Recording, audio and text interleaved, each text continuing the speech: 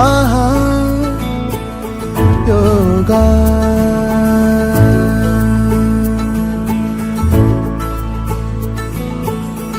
ஆகாயம் கூட ஆதாயமாகும்.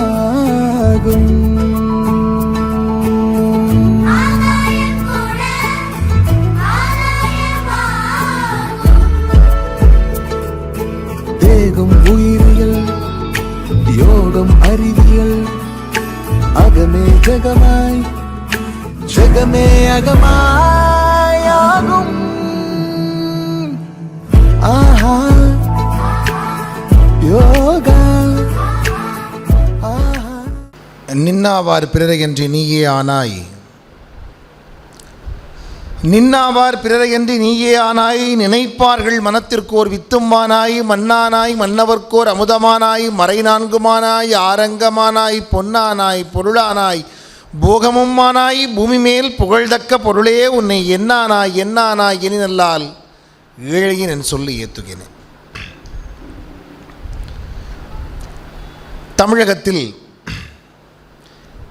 எத்தனையோ ஊர்களில் இருக்கிற அமைப்புகளுக்கு பேச சென்றாலும்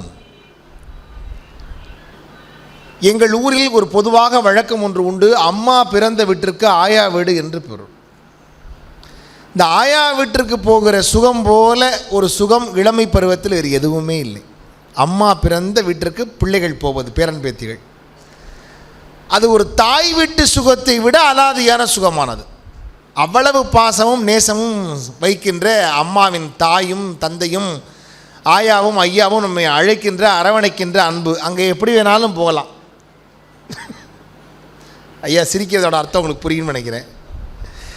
அதனால் நிலைய வித்வான்னாரு, நிறைய விஷயங்கள் எல்லாம் உங்களுக்கு அடுக்கி சொன்னார். அதனால் எனக்கு இந்த சங்கரன் கோவில் என்பது என்னுடைய ஆயா வீட்டை போல எனக்கு தாய் வீட்டுக்கு மேலாக நான் கருதுகிற ரசிகர்களை கொண்டிருக்கிற, கிட்டத்தட்ட இன்றைக்கி இல்லை 2006ஆம் ஆண்டில் இருந்து இப்போ 2026 வரப்போகுது, 20 ஆண்டு காலமாக என்னோடு நெருக்கமாக இருக்கிற அன்புக்குரிய நண்பர் திரு சிதம்பரம் அவர்கள். என்னை பற்றியும் நான் அவரை பற்றியும் முழுமையாக அறிந்தவர்கள். அந்த அளவுக்கு என் மீது அன்பு கொண்டவர். என்னை அழைக்க வேண்டும் என்று எப்படியாவது வருடத்திற்கு ஒரு முறை ஏதாவது ஒரு நிகழ்ச்சிக்கு என்னை அழைத்து விடுவார். சிதம்பரம் ஐயா அவர்கள் சொன்னார், உங்களை வைத்து ஒரு புத்தகம் வெளியிட வேண்டும் என்று விரும்புகிறார். நான் முதல்ல அவரை நான் யாருன்னு பார்க்கணும்னு நினைக்கிறேன். புத்தகத்தை நான் வந்து பேசி வெளியிட வேண்டும் என்று கருதுகிறார்னா அப்புறம் தான் எங்கள் வீட்டுக்கே நேராக புறப்பட்டு வந்தார். ரொம்ப ஆச்சரியமாக இருந்தது. அவர் கொண்டு வந்து கொடுத்த அந்த புத்தகத்தை முழுவதும் அவருக்கு முன்னதாகவே ஓரளவு மேலோட்டமாக பார்த்துவிட்டு சொன்னேன், எப்படி இதை எழுதினீர்கள்? ஏனென்றால் இது நீண்ட நாளைய உழைப்பு. சாதாரணமாக ஒரு மனிதர் வந்துவிட்டு பேசிவிட்டு போகிற மனிதர்களால் இவ்வளவு தொகுப்பு எழுத முடியாது. பல பேச்சுரைகளை, பல புத்தகங்களை, பல நூல்களை, ஞான கடல்களை திரட்டினால் மட்டும்தான் பிரம்மம் அறிவோம் தெளிவோம் என்கிற இது போன்ற ஒரு அரிதினும் அரிதான நூல் பிறக்கும். அப்படி ஒரு முத்தினை இந்த மண்ணுக்கு தந்திருக்கிறார் நம்முடைய காமராஜ் அவர்கள். அவர்களுக்கு ஒரு முதல்ல கரவொலி கொடுத்துருவோம். ஏன்னா அவரால் தான் நம்ம எல்லாம் இன்றைக்கி ஒன்று கூடியிருக்கிறோம். அவ்வளோ ஒரு அற்புதமான ஒரு நூலை உருவாக்கியிருக்கிறார். அதை தெய்வம்னா என்ன, பிரம்மம்னா என்ன, அதை அடைய முடியுமா முடியாதா, அதுக்கான முயற்சி என்ன, அதுக்கான வழி என்ன, நாம் எப்படி போகணும், அதுக்கு இதையெல்லாம் ரொம்ப ஒரு எளிமையான ஒரு வழியை, நமக்கு ஒரு சிந்தனையை, பல நூல்களை திரட்டி ஒருத்தர் ஒரு பாதையை மட்டும்தான் சொன்னார். ஆனால் பல பேர் சொன்ன பாதையின் வழியில் இந்த வழியில் நாம் செல்லலாம் என்கிற அத்தனை தொகுப்பையும் கொடுத்து மிக நேர்த்தியாக ஒரு நூலை இன்றைக்கு நம் முன் கொண்டு வந்து மிக அருமையான ஒரு ஆன்மீக படைப்பாக தந்திருக்கிற காமராஜ் அவர்களுடைய பிரம்மம் அறிவோம் தெளிவோம் நூல் வெளியீட்டு விழா மற்றும் புத்தாண்டு விழாவை கொண்டாடுகிற சங்கரன் கோவிலுடைய என் நெஞ்சுக்கு நெருக்கமான சமூக நலப்பணிகளில் தன்னை இணைத்து கொண்டிருக்கின்ற ஒரு தமிழ் இலக்கிய ஆன்மீக இதய நேய ஒரு அமைப்பு என்றால் அது புதிய பார்வை என்கின்ற இந்த அமைப்பும், ஒவ்வொரு மனிதனுடைய தனி மனிதனுடைய மனத்தையும் வளப்படுத்துவதற்காக வேதாத்ரி மகரிஷியால் உருவாக்கப்பெற்ற மனவழக்கலை மன்றமும் இணைந்து இன்றைக்கு நடத்துகிற இந்த பிரம்மம் அறிவோம் தெளிவோம் நூல் வெளியீட்டு விழாவினுடைய புத்தாண்டு விழாவினுடைய முகமாக இந்த அருமையான நிகழ்ச்சியில் தலைமை ஏற்றிருக்கின்ற புதிய பார்வையினுடைய தலைவர் என் ஹரி ராமச்சந்திர வேலாயுதம் ஐயா அவர்களே, போற்றலுக்குரிய முன்னிலை வகிக்கின்ற 3 பெரியவர்களுள் திருநெல்வேலி மண்டல உலக சமுதாய சேவா சங்கத்தினுடைய மண்டல தலைவர் அருள்நிதி அண்ணாமலையார் ஐயா அவர்களே, புதிய பார்வை சேவா ட்ரஸ்டினுடைய தலைவர் திரு சீதாலட்சுமி எஸ் ராமகிருஷ்ணன் ஐயா அவர்கள் சங்கரன் கோவிலுடைய கோவில் பொறுப்பிலே தன்னை மிக அருமையாக கோமதி அம்மன் இணைத்து கொண்டிருக்கிற அருளாளர், நல்ல ஒரு கரவொலி கொடுத்தவர். நம்ம ஐயாவோட அழைப்பின் பேரில் நான் கும்பாபிஷேக வர்ணனை அந்த அம்பாளுக்கு பண்ணக்கூடிய வாய்ப்பு எனக்கு கிடச்சிது. அதனால் ஐயா ராமகிருஷ்ணன் ஐயா அவர்கள் மற்றும் என்னுடைய இனிய நெஞ்சுக்கு நெருக்கமான அருமை நண்பர் சங்கரன் கோவிலுடைய மெர்க்கரி ஃபார்மா அருமை நண்பர் திரு சிதம்பரம் ஐயா அவர்களே, இந்த இனிய நிகழ்விலே இறைவணக்கம் பாடியிருக்கிற அருள்நிதி திருமலை கொழுந்தவர்களே, குருவணக்கம் பாடியிருக்கிற அருள்நிதி ராமலட்சுமி அம்மா அவர்களே, துரியதவ மாற்றியிருக்கிற அருள்நிதி முத்துக்குமாரசுவாமி அவர்களே, பாரதி பாடல் பாடியிருக்கிற SNR கணேசன் அவர்களே, திருக்குறள் விளக்கம் வழங்கியிருக்கிற அருள்நிதி மாணிக்கவாசம் அவர்களே, வரவேற்பு ஆற்றியிருக்கிற அருள்நிதி முத்துகிருஷ்ணன் அவர்களே மற்றும் இந்த இனிய நிகழ்விலே வாழ்த்துறை வழங்கி சிறப்பித்திருக்கின்ற பெருமக்கள், என்னுடைய இனிய நண்பர் முதுகலை தமிழாசிரியர் கோமதி அம்பாள் அரசு ஆண்கள் மேல்நிலைப்பள்ளியுடைய சங்கரன் கோவிலுடைய அருமைக்குரிய ஆசிரியர் பிறந்த முனைவர் சங்கர்ராம் அவர்களே மற்றும் மதுரை வெள்ளைச்சாமி நாடர்களுடைய முதல்வர் பெருமதிப்பிற்குரிய முனைவர் ராஜேஸ்வர பழனிசாமி ஐயா அவர்களே மற்றும் ஸ்ரீ ராமகிருஷ்ண சேவா நிலையத்தினுடைய தென்காசியினுடைய நிறுவனர் பெருமதிப்பிற்குரிய முனைவர் அறிவழகன் ஐயா அவர்களே,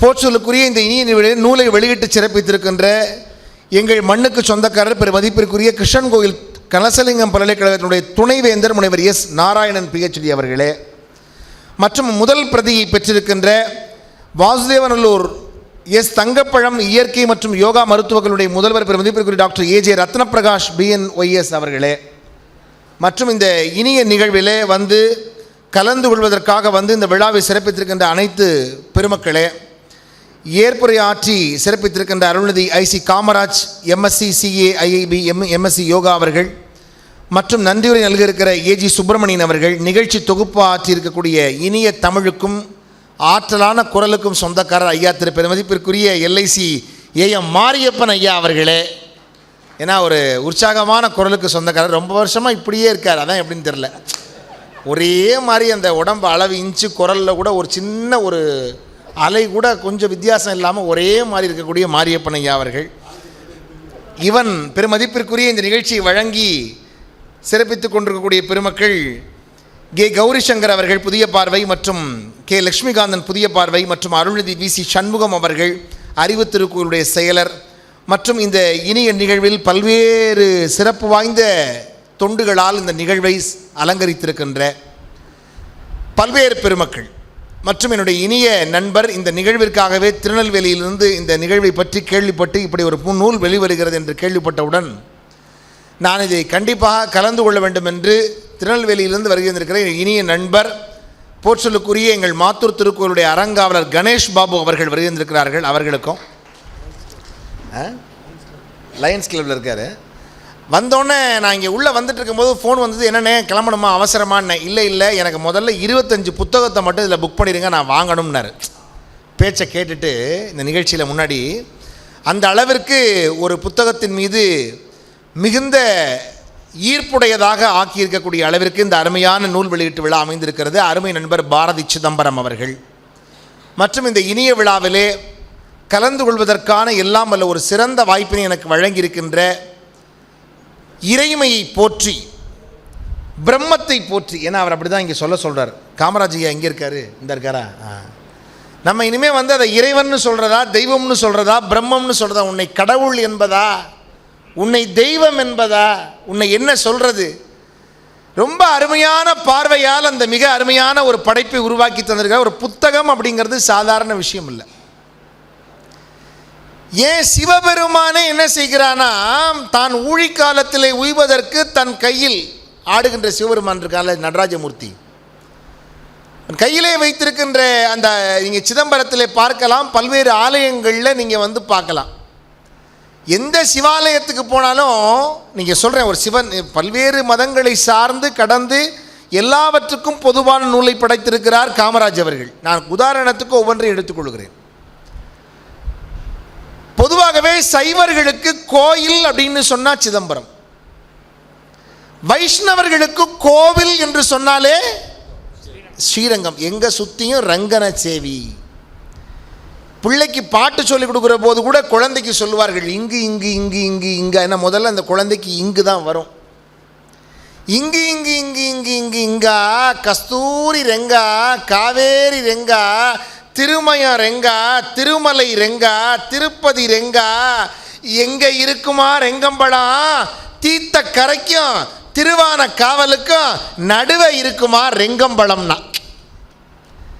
கைதட்டின ராமகிருஷ்ண ஐயாவுக்கு மட்டும் நன்றி. ஒரு நாட்டுப்புற தாலாட்டு பாட்டு நம்ம ஊரில் உள்ள பாட்டில் கூட இறைவனை எப்படி அழகாக சொல்கிறாங்க பாருங்கள். குழந்தைக்கு முதல்ல இங்கு இங்கு சொல்கிற போது கூடங்க வேற எதையும் தாய் சொல்லலை. தாய் தாலாட்டில் கூட, நான் இப்போ தாலாட்டெலாம் இப்போ இல்லை, அதனால் நீங்கள் கொஞ்சம் மயக்கமாக இருக்கீங்க.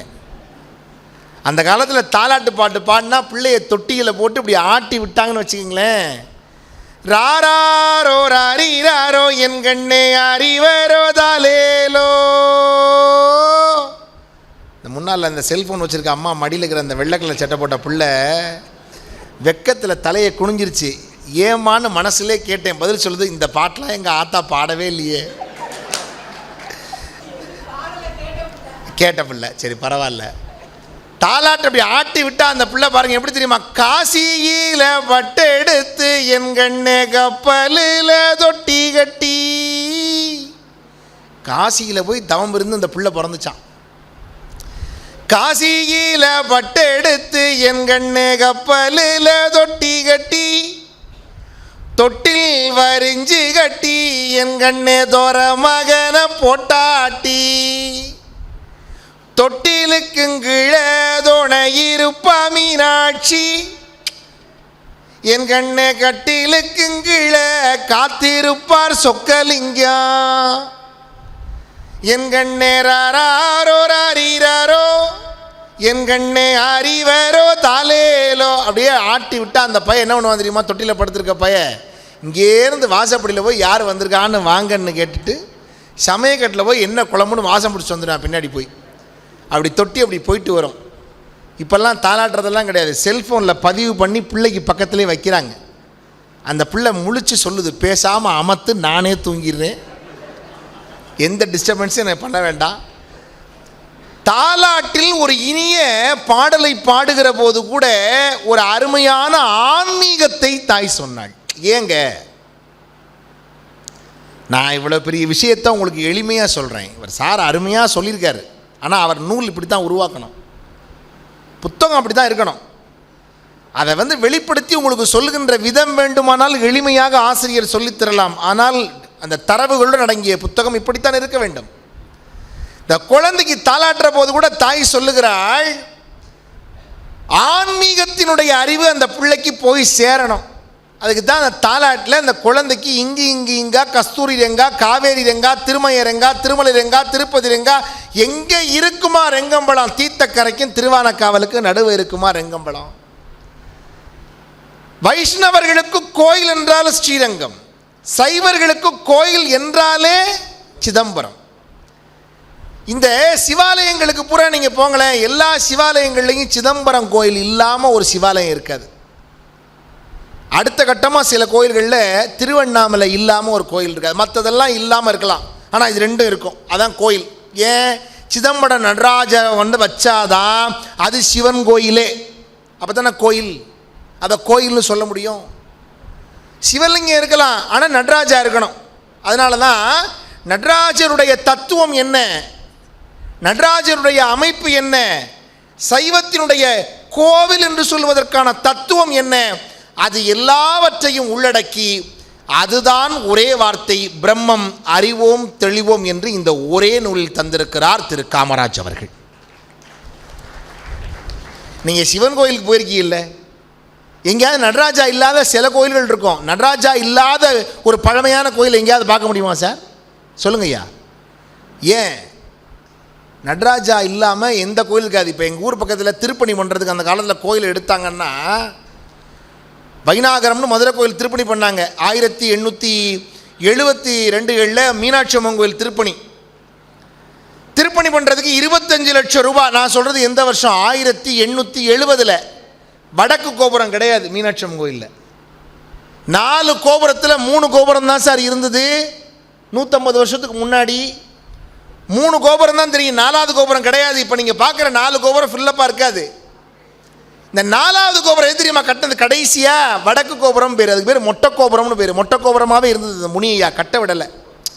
வைநாகரம் நாகப்பன்கிற ஒருத்தர் தான் அதை போய் அந்த ஐயா கட்டுறாரு. 7வது நாள் அவர் இறந்து போயிடுவார்னு ஒவ்வொரு நாளும் போய் வீட்டு வாசலில் பார்க்குறானுங்க. அவர் சொல்கிறாரு, நான் இந்த பரபிரம்மமாகிய இறைவனை உணர்ந்து அவனுக்கு திருப்பணி பண்ண வந்திருக்கிறேன், உள்ளுணர்வோட என்னை எதுவும் செய்ய மாட்டார் முனியான்னு கடைசி வரை அந்த கோயில் கும்பாபிஷேகம் பண்ணார் அவர் தான். ஏன் இதை சொல்கிறேன் தெரியுமா? அந்த 4 கோபுரங்கள் இருக்கின்ற அந்த மதுரை மீனாட்சி கோயில் கோபுரங்களை கட்டுவதற்கெல்லாம் முன்பு எந்த கோயில் திருப்பணி பண்ணாலும் சிவன் கோயிலில் முதல்ல நடராஜாவைத்தான் அவங்க கை வைப்பாங்க. முதல்ல நடராஜாவைத்தான் கட்டுவாங்க. ஏன்னா நடராஜா தான் கோயிலே. கோவில்னாலே சைவர்களுக்கு சிவன் நடராஜா தான், சிதம்பரம் தான். பாருங்களேன், உங்களை பார்த்து ஒரு கேள்வி கேட்குறேன். எந்த ஊரில் பிறந்தால் முக்தி? இப்படிலாம் கேள்வி கேட்டிங்கன்னா எந்திரிச்சு போயிடுவோம் அப்படின்றீங்களோ? திருவாரூரில் பிறந்தால் முக்தி, ஆரூரில் பிறக்க முக்தி. எந்த ஊரில் போய் இறந்தா முக்தி? காசி. எல்லாருக்கும் உடனே தெரியும் காசி. காசியில் போய் இறந்தா முக்தி. 27 வருஷம் எங்கள் ஊரில் ஒரு ஆட்சி, கண்டனூர்னு சிதம்பரம் அவரோட ஊர் இருக்கு இல்லையா? இந்த சிதம்பரம் இல்லை, காரைக்குடி பக்கத்தில் கண்டனூரில் 27 வருஷம் ஒரு ஆட்சி. காசியில் போய் எங்கள் சத்திரத்தில் 27 வருஷம் அங்கே போய் இறந்து போகணும்னு காத்து கிடந்துச்சு. ஒரே ஒரு வாரம் ஊரில் பேரங்கல்யாணத்துக்கு வந்துச்சு, கண்டனூரில் வந்து செத்து போச்சு. நடந்த நிகழ்ச்சி. நமக்கு கிடையாது விதி அமைப்பு, என்ன ஆண்டவன் எழுதியிருக்கானோ அதான் நடக்கும். இப்போ என்னாச்சு பாருங்க, காசியில் இறந்தால் முக்தி, திருவாரூரில் பிறந்தால் முக்தி. இல்லை இல்லை, திருவண்ணாமலை தான் என்ன முக்தி? நினைச்சாலே முக்தி. இன்னொன்று ஒன்று இருக்கு, என்ன தெரியுமா? போய் தரிசனம் பண்ணா முக்தி. எது தரிசனம்? சிதம்பரம். அதனால தான் இவர் பேர் வச்சு இவரை தரிசனம் பண்ணால் நமக்கு முக்தி. சிதம்பரம்னு ஏன் பேர் வைக்கிறோம்? சித்தம்பரம், அதான் வெளி. பரம்னாலே வெளி தானே. இப்போ இந்த சைவர்களுக்கு கோவில் என்று சொல்லுகிற சிதம்பரம் இருக்கிறதே, அந்த சிதம்பரத்தை கொண்டாடுபவர்கள் சைவர்கள். சைவர்கள் சிதம்பரத்தை கொண்டாடுவார்கள். தில்லை ஒரு பெரிய சிறப்புக்குரிய தலமான தலம். அந்த தலத்தினுடைய பெருமை என்னன்னா, அந்த அந்த ஒவ்வொன்றுக்கும் ஒரு முக்தி சொன்னேன் பாருங்க. தில்லைக்கு மட்டும் தரிசனம் பண்ணா முக்தி. என்ன அங்கே தரிசனத்தில் சிறப்பு சார்? அங்கே என்ன தெரியுமா? அண்டவெளி. பஞ்சபூத ஸ்தலங்களில் நிலத்துக்குள்ள தலம் திருவாரூர் காஞ்சிபுரம், நெருப்புக்குள்ள தலம் திருவண்ணாமலை, நீருக்குள்ள தலம் திருகானை கோவில், காற்றுக்குள்ள தலம் காளகத்தி, ஆகாசத்துக்குள்ள ஸ்தலம் சிதம்பரம். ஆகாசம் என்கிற பரவெளி இருக்கிறது அல்லவா, இறைவெளி, அண்டவெளி, இதுதான் இறைத்தன்மை என்று நம்முடைய சைவம் என்கிற ஒன்று எப்படி சொன்னதோ அதே போல எல்லா மதங்களும் இறைவன் இறைவெளியாக இருக்கிற ஆதியும் அந்தமும் இல்லாத அரும்பெருஞ்சோதியாக இறைவன் இருக்கிறான் என்கிற தத்துவத்தை தான் எல்லா மதங்களும் சொல்லியிருக்கிறது. அந்த இறைவெளிதான் பிரம்மம் என்கின்ற தெய்வம் என்று எல்லா மதங்களின் வழியிலும் போய் மிக அழகாக நிறுவியிருக்கிறார் திரு காமராஜ் அவர்கள். இறைவன் என்பது அந்த இறைவெளியாக இருக்கிற, அதை எப்படி சார்? இப்போ பாருங்கள், சிதம்பரத்தில் தரிசனம் பண்ணால் முக்தி. இப்போ நான் கேட்டேன்ல கேள்வி, இதெல்லாம் இந்த புக்கில் இருக்குது. தரிசனம் பண்ணால் முக்தின்னு ஏன் சொல்கிறாங்க? இந்த புக்கில் இருக்குது. திருவண்ணாமலையில் கார்த்திகை தீப விழா எத்தனை பேர் நேர போய் பார்த்துருக்கீங்க? நேர போய் யாராவது பார்த்துருக்கீங்களா? டிவியில் பார்த்துருக்கீங்க. சரியாக 6 மணிக்கு, அப்போ ரேடியோலாம் நம்ம கேட்டிருப்போம், 6 மணி ஆகும்போது சரியாக தீபம் ஏற்றியாச்சுங்கிற செய்தியை கேட்டு தீபம் ஏற்றுவாங்க வீட்டில். திருவண்ணாமலைக்கு ஒரு பெரிய சிறப்பு இருக்குது. அதை விளக்குவது தான், எது இறைவன் எது பிரம்மம் என்று உணர வைப்பது தான் திருவண்ணாமலை. திருவண்ணாமலைக்கு மட்டும் ஏன் நினைக்க முக்தின்னு வச்சாங்க? அதை சொல்கிறார். சிதம்பரத்தில் போய் தரிசனம் பண்ணால் முக்தின்னா, தீபம் காட்டுற போது பக்கத்தில் அந்த ஒரு வேளை மட்டும் என்ன பண்ணுவாங்க, ஒவ்வொரு வேளை அந்த தீபம் காட்டுற போது நேரத்தை ஒரு குறிப்பிட்ட நேரத்தில் நடராஜாவுக்கு காட்டிட்டு பக்கத்தில் பார்த்தீங்கன்னா வில்வம் இருக்கும். அதுக்கு பேர் என்ன சார்? ரகசியம்னு பேர். சிதம்பர ரகசியம். இந்த ரகசியத்துக்கு தீபம் காட்டுவாங்க.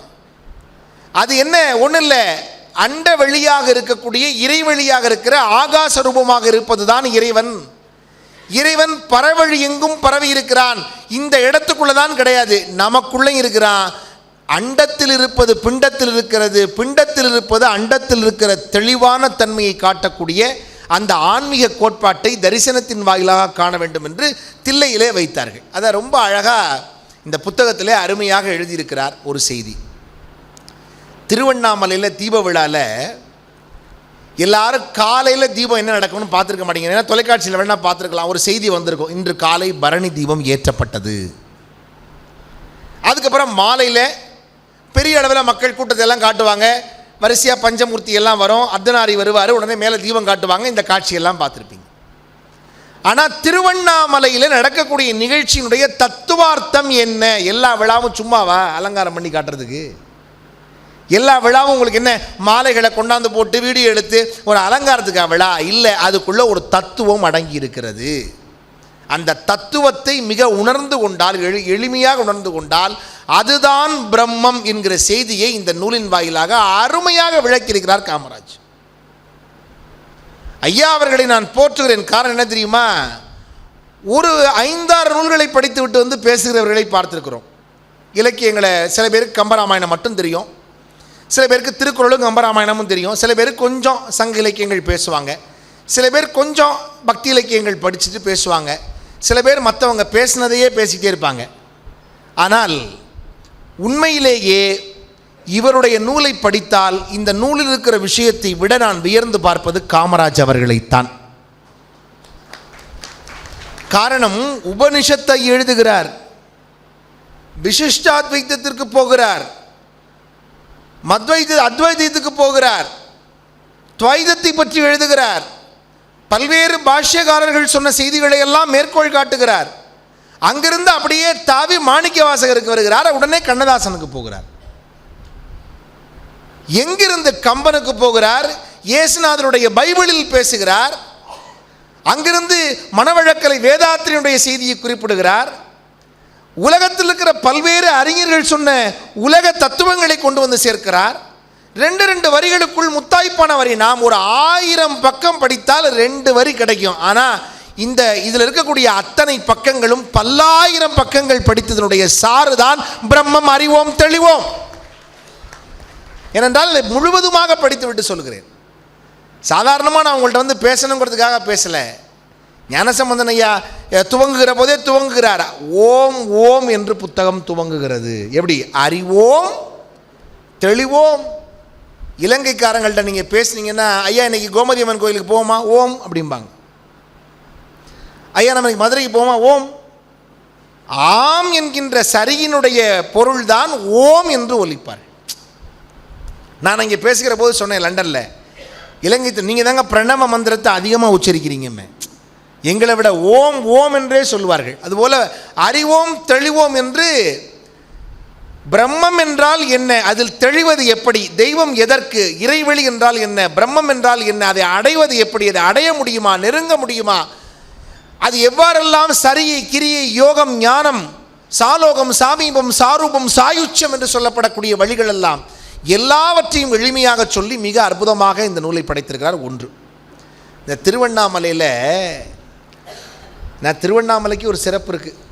எல்லா மலை இன்றைக்கெல்லாம் பார்த்தீங்கன்னா யூடியூப் எடுத்துக்கிட்டிங்கன்னா திருவண்ணாமலையை பற்றி ஒரு செய்தி போட்டிங்கன்னா பறக்கும். மற்ற கோயிலுக்கெல்லாம் போயிடலாம் தமிழ்நாட்டில். இப்போ திருவண்ணாமலை ஈஸியாக கும்பிட முடியாது, பழனி கும்பிட முடியாது, திருச்செந்தூர் கும்பிட முடியாது. இதெல்லாம் ஏன்? முன்னாடி இருந்ததை விட மக்களுக்கு இன்றைக்கி இந்த யூடியூப் வாயிலாகவும் வாட்ஸ்அப் வாயிலாகவும் ஆலயங்களை பற்றி செய்திகள் அதிகமாக கிடைக்குது. திருவண்ணாமலையை நோக்கி நீ ஒரு காலடி எடுத்து வச்சின்னா உனக்கு பாவமெல்லாம் குறையும்னு பேச பேச பேச திருவண்ணாமலை கூட்டம், அப்படி கிரிவலத்துக்கு அவ்வளோ கூட்டம், தாங்க முடியாத மக்கள் வருகிறார்கள். ஆனால் திருவண்ணாமலையினுடைய நினைத்தாலே முக்தி போகணும்னு அவசியமா? அங்கே போனால் தான் முக்தியா? இருந்த இடத்துலேருந்து நினைச்சாலே முக்தி. திருவண்ணாமலையை நினைத்தால் முக்தி என்று ஏன் சொல்கிறோம்? இந்த புத்தகத்தில் இருக்கு. எல்லாத்தையும் சொல்லிட்டா புக்கை வாங்க மாட்டாங்கல்ல.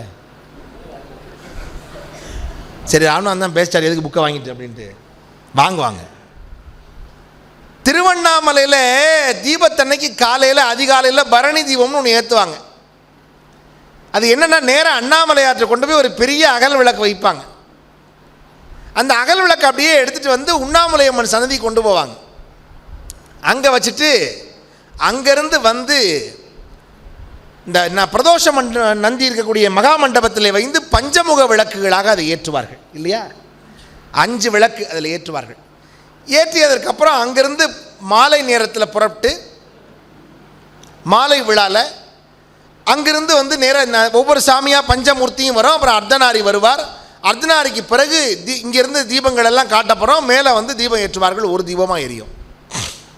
இது எல்லாரும் வழக்கமாக பார்த்துருப்போம். ஆனால் இது என்னங்கிறத இதில் அழகாக சொல்கிறாரு. அதாவது அண்ணாமலையார் என்கின்ற அந்த தெய்வத்தின் முன்பு ஒரு தீபமாக ஏற்றப்படக்கூடிய அந்த ஒரு செய்தி என்னென்னா, ஏகன் இறைவன் பரபிரம்மம் என்கின்ற ஒன்று ஏகனாக இறைவன் ஒருவனே, தெய்வம் ஒன்றே. பட்டினத்தார் பாடுறாரு, பாரதியார் வரையும் அதான் சொல்கிறாங்க. தெய்வம் ஒன்று தான், பரவிடும் பரம்பொருள் ஒன்றே. பாரதி. பட்டினத்தார் என்ன சொல்றாரு? ஒன்றென்றிரு, தெய்வம் உண்டென்றிரு, உயர் செல்வமெல்லாம் அன்றென்றிரு, பசித்தோர் முகம் பார், நல்லறமும் நட்பும் நன்றென்றிரு, நட நீங்காமலே நமக்கு இட்டபடி என்றிரு மனமே உனக்கு உபதேசம். இது மனசுக்கு உபதேசம் மனசே உனக்கு உபதேசம் தான். தெய்வம் ஒன்றுன்னு, அந்த தெய்வம் இந்த தெய்வம் இல்லை, எல்லாம் பரபிரம்மம் தான். இப்போ என்ன சொல்றார் இவர்? அண்ணாமலையார் முன்பு ஏற்றுகிற தீபம் ஏகன், ஏகன் அநேகன் இறைவன் அடிவில். அதுதான் இங்கே இந்த செய்தி அதை தான் சொல்லுது. இப்போ என்னாச்சு பாருங்க, அந்த ஒரு தீபத்தை கொண்டு வந்து அம்பாள்கிட்ட கொண்டு போறாங்க. இப்போ என்னாச்சு? அந்த இறைவனே சிவசக்தியாக இருக்கிறான், ஆணுமாகவும் பெண்ணுமாகவும் இருக்கிறான் இறைவன். சிவனாகவும் சக்தியாகவும் அந்த தீபம் இருக்கிறது. அங்கேருந்து வந்து சிவசக்தி சேர்ந்தோன்னே பஞ்சபூதங்களாக, அது 5 விளக்கில் ஏற்றப்படுது, பஞ்சபூதங்களாக இந்த உலகம் பறந்து விரிகிறது. இந்த உலகத்தை இறைவனாகிய அந்த பிரம்மம் தான் பஞ்சபூதத்தை படைத்தது. நிலம், நீர், நெருப்பு, காற்று, ஆகாயம். அதனால் 5 விளக்குகளாக பஞ்சமுக விளக்கில் ஏற்றப்படுது. இன்றைக்கி வீடுகளில் நாம் 5 முக விளக்கு ஏன் ஏற்றுறோம்னா, இந்த பஞ்சபூதங்கள் தான் இறைவன் என்பதை குறிப்பதற்குத்தான். அதுதான் பிரம்மம், அதுதான் இறைவன், அதுதான் தெய்வம், அதுதான் ஆதி, அதுதான் இறைவெளி, அதுதான் அண்டவெளி என்பதை காட்டுவதற்கு பஞ்சபூதங்களுக்கு தான் 5 முக விளக்கு ஏற்றுகிறோம். சரி சார், இந்த விளக்கில் இருக்குமே என்ன இருக்கும்? எண்ணெய், திரி, தீ. இது 3 தான் தானே விளக்கு. எண்ணெய், திரி, தீ, இது 3 இருந்தால் தான் ஒரு விளக்கு. இது வேகமாக சொல்லி பாருங்கள். எண்ணெய், திரி, தீயை சொல்லுங்கள். எண்ணெய், திருத்தி, எண்ணெய் திருத்தி, எண்ணெய் திருத்தி, எண்ணெய் திருத்தி, எண்ணெய் திருத்தி, எண்ணெய் திருத்தி, எண்ணெய் திருத்தி, எண்ணெய் திருத்தி. ஒவ்வொருவரும் தன்னை திருத்துவதில் தான் ஒளி பிறக்கிறது. அதுதான் வாழ்க்கையின் விளக்கு என்பதுதான் விளக்கு சொல்லுகிற செய்தி.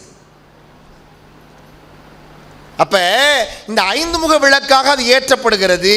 ஏற்றப்பட்ட பிறகு மாலை நேரத்தில் அந்த பஞ்சமூர்த்திகள் வருவாங்க. விநாயகர் வருவார். பிள்ளையார் தான். அவருக்கு ஐங்கரன்னே பேர். அவர் இந்த பஞ்சபூதங்களை படைத்தவனே சிவன், இறைவன் என்று சொல்லுகின்ற தத்துவம். அது எந்த மதமாக, நான் உதாரணத்துக்கு நான் சைவத்தை எடுத்துக்கிறேன். பிள்ளையார் வருவார். அவர் எல்லா இடத்துக்கும் காடு, மேடு, மலை, கண்மாய்க்கரை எல்லா இடத்துலையும் இருப்பார், வியாபித்திருப்பார். பிள்ளையாருக்கு மட்டும் ஒரு சிறப்பு சொல்லுங்க பார்ப்போம். பிள்ளையாருக்கு மட்டும் ஒரு சிறப்பு இருக்கும், அந்த தெய்வத்துக்கு இல்லாத சிறப்பு தெரிஞ்சுங்க. இப்போ சொல்லுங்க சார். யார் சொன்னா? ஐயா வணக்கம் ஐயா. அவருக்கு ஒரு கரவொலி கொடுங்க. அவர் ஒரு வரி சொன்னார், பிடிச்சு வச்சா பிள்ளையார் அப்படின்னார். நான் இன்னொரு உங்களுக்கு விளங்குற மாதிரி சொல்கிறேன். அவர் சொன்னதுனால தான் சிறப்பா அப்படின்னா, அவர் சொன்னது தான் தத்துவம். ஆனால் அதுக்குள்ளே ஒரு செய்தி இருக்குது. இப்போ சிவன் கோயில் கட்டுறிய, அம்பாள் கோயில் கட்டுறிய, கும்பாபிஷேகம் பண்ணுறிய, கும்பாபிஷேக வர்ணனையாளர்னு என்னை சொன்னார். நான் இந்த செய்தி உங்களுக்கு சொல்லணும். எந்த கோயில் கும்பாபிஷேகம் பண்ணாலும் முதல் நாள் ஒன்று பண்ணுவாங்க. அதுக்கு பேர் அஷ்டபந்தன மருந்து சாட்டுதல்னு பேர். எண்வகை மருந்து சாற்றுவாங்க. கொம்பரக்கு, சுக்கான், குங்கில் வரிசையாக அந்த என்னென்ன பொருள் இருக்கோ 8 பொருளையும் வச்சு இடித்து நம்ம பக்கத்துலலாம் சாத்துவாங்க. எண்வகை மருந்து இடித்தல்னு பேர். இது பந்தித்தால் தான் சுவாமியோட சிலையை கொண்டாந்து பூமியோட பந்திக்கணும். இந்த அஷ்டபந்தன மருந்து சாத்தலைன்னா, எண்வகை மருந்து சாத்தலைன்னா சாமிக்கும் பூமிக்கும் பந்தம் இல்லை, சாமி அருள் இங்கே வராது. மருந்தெல்லாம் கலண்டுருச்சுன்னு வச்சுக்கோங்க, கும்பாபிஷேகம் பண்ணணும். அதுக்கு பேர் மருந்து சாத்தி கும்பாபிஷேகம் பேர். எத்தனையோ பெரிய கோயிலில் கும்பாபிஷேகம் பண்ணி 10வது நாளே மருந்தெல்லாம் கலண்டுருக்கு. அதுக்கப்புறம் திரும்ப மருந்து சாத்தி கும்பாபிஷேகம் ஒன்று பண்ணுவாங்க. மருந்து சாத்தாமல் ஒரு சாமி இருக்கக்கூடாது, எந்த பெரிய ஆலயமாக இருந்தாலும். இதான் ஆகம விதி. சுவாமிக்கும் பூமிக்கும் பந்திக்கணும். இப்போ என்ன தெரியுமா, அஷ்டபந்தன மருந்து சாத்தாமல் எந்த சாமியும் கும்பிடக்கூடாது. ஆனால் ஒரே ஒரு சாமிக்கு மட்டும் விதிவிலக்கு. அஷ்டபந்தன மருந்தே சாத்த தேவையில்லாமல் பிடிச்சு வச்ச இடத்துல வந்து உட்கார்ற ஒரே தெய்வம் பிள்ளையார் மட்டும்தான். எங்கள் ஊரில் பணியாரஞ்சிடுவாங்க. இந்த இப்போ கார்த்திகை மாதம் சஷ்டிக்கும் சதயம் ஒன்று சேரனால பணியாரஞ்சிடுவாங்க பிள்ளையார் நோன்புன்னு. பணியார சட்டி எடுத்து வச்சோன்னா பணியார மாவை பிடிச்சி வச்சுருவாங்க பிள்ளையார்னு. முறுக்கு மாவை சொல்கிறவங்க பிடிச்சி வைப்பாங்க. மாவில் பிள்ளையார் வந்துடுவார். சாணத்தில், சந்தனத்தில், மஞ்சளில், மண்ணில், எல்லாவற்றிலும் பிடித்து வைத்த இடத்தில் பிள்ளையார் வருவார். அவருக்கு அஷ்டபந்தன மருந்து சாத்தணும் அவசியம் இல்லை. பெரியவர் சாக்கணேசன் தான் சொன்னார், நீங்கள் பாக்கெட்டில் பிள்ளையார் படம் வச்சுருக்கீங்கல்ல, அதுக்கும் அந்த கற்பக விநாயகருக்குள்ள சக்தி இருக்கும்பார். மருந்து சாத்தினாத்தான் இருக்கணும்னு அவசியம் இல்லை, அந்த அந்த படத்தை நினச்சாலே பிள்ளையார் வந்து உட்கார்ந்துருவார் அப்படிம்பாங்க. அந்த வேகம் ஏன் தெரியுமா சொல்கிறேன்? ஏன் பிள்ளையாருக்கு மட்டும் அதை கொடுத்தாங்கன்னா, பஞ்சபூதத்திலும் இதுக்குள்ளேன்னு கட்டுப்படாமல் பறந்து விரிந்திருக்கிற ஆகாய வெளி, அண்டவெளி எல்லாவற்றையும் பஞ்சபூதங்களாக இருக்கிற அனைத்தையும் ஆழ்கின்ற அந்த நிலைதான் பிள்ளையார் என்கிற ஐங்கரன். அதனால தான் அந்த பஞ்சபூதத்தையும் முதலாவதாக பிள்ளையாரை வைத்தார். ஐங்கரன் என்ன அதுக்கு பேர். அவர் தான் வந்து பிரணவத்தின் பொருளாக, ஓம் என்பதன் பொருளாகவே பிள்ளையார் இருக்கிறார். முதல் பிள்ளை அவருக்கு அவர் தான். அதெல்லாம் இந்த செய்தியில் அழகாக இந்த புத்தகத்தில் சொல்கிறார் காமராஜ் ஐயா அவர்கள். சரி, இந்த முதல்ல பிள்ளையார் வருவார் திருவண்ணாமலையில். எங்கே போனாலும் திருப்பி அந்த கதைக்கு வந்துடணும். பஞ்சபூதத்தில் வருதில்லை சாமி, இப்போ 5 பஞ்சமூர்த்தி வருதில்லை, முதல்ல வந்து பிள்ளையார் வர்றார். ரெண்டாவது யார் வருவா? வள்ளி தெய்வானை சமேத சுப்பிரமணியர். அவர் தான் இந்த உலகத்தினுடைய இன்பத்துக்காக சுவாமி அவரை படைச்சாராம். அதெல்லாம் இந்த செய்தியை அழகாக சொல்கிறார். இந்த உலகத்தின் இன்பத்தை இச்சா கிரியா ஞானம் என்கிற வள்ளி என்பவள் இச்சா சக்தி, தெய்வானை என்பவள் ஞான கிரியா சக்தி, முருகப்பெருமானுடைய ஞான வேலாக இருப்பவன் ஞான சக்தி. அதனால் இந்த உலக இன்பத்தை அடைவதற்காக அந்த பிள்ளை பஞ்சபூதங்களை படைச்சு, முருகன் என்பவன் இந்த உலக இன்பத்தை பெறுவதற்காக, இறைவனாகிய பரபிரம்மம் தந்த உலக இன்பத்தை அடைவதற்காக, மக்களுக்கு அதை சொல்லுவதற்காக, அதை அருள்வதற்காக வழங்கப்பட்ட தெய்வம் தான் சுப்பிரமணியனாக இருக்கக்கூடிய முருகக் கடவுள் என்று எழுதுகிறார். சரி, இப்போ ரெண்டாச்சா. மூணாவது அங்கேருந்து அந்த அம்பாளும் சுவாமியும் சேர்ந்து வருவாங்க. அதுக்கு பேர் சோமாஸ்கந்தர்னு பேர். சுவாமி அம்பாளும் சேர்ந்து இருப்பாங்க.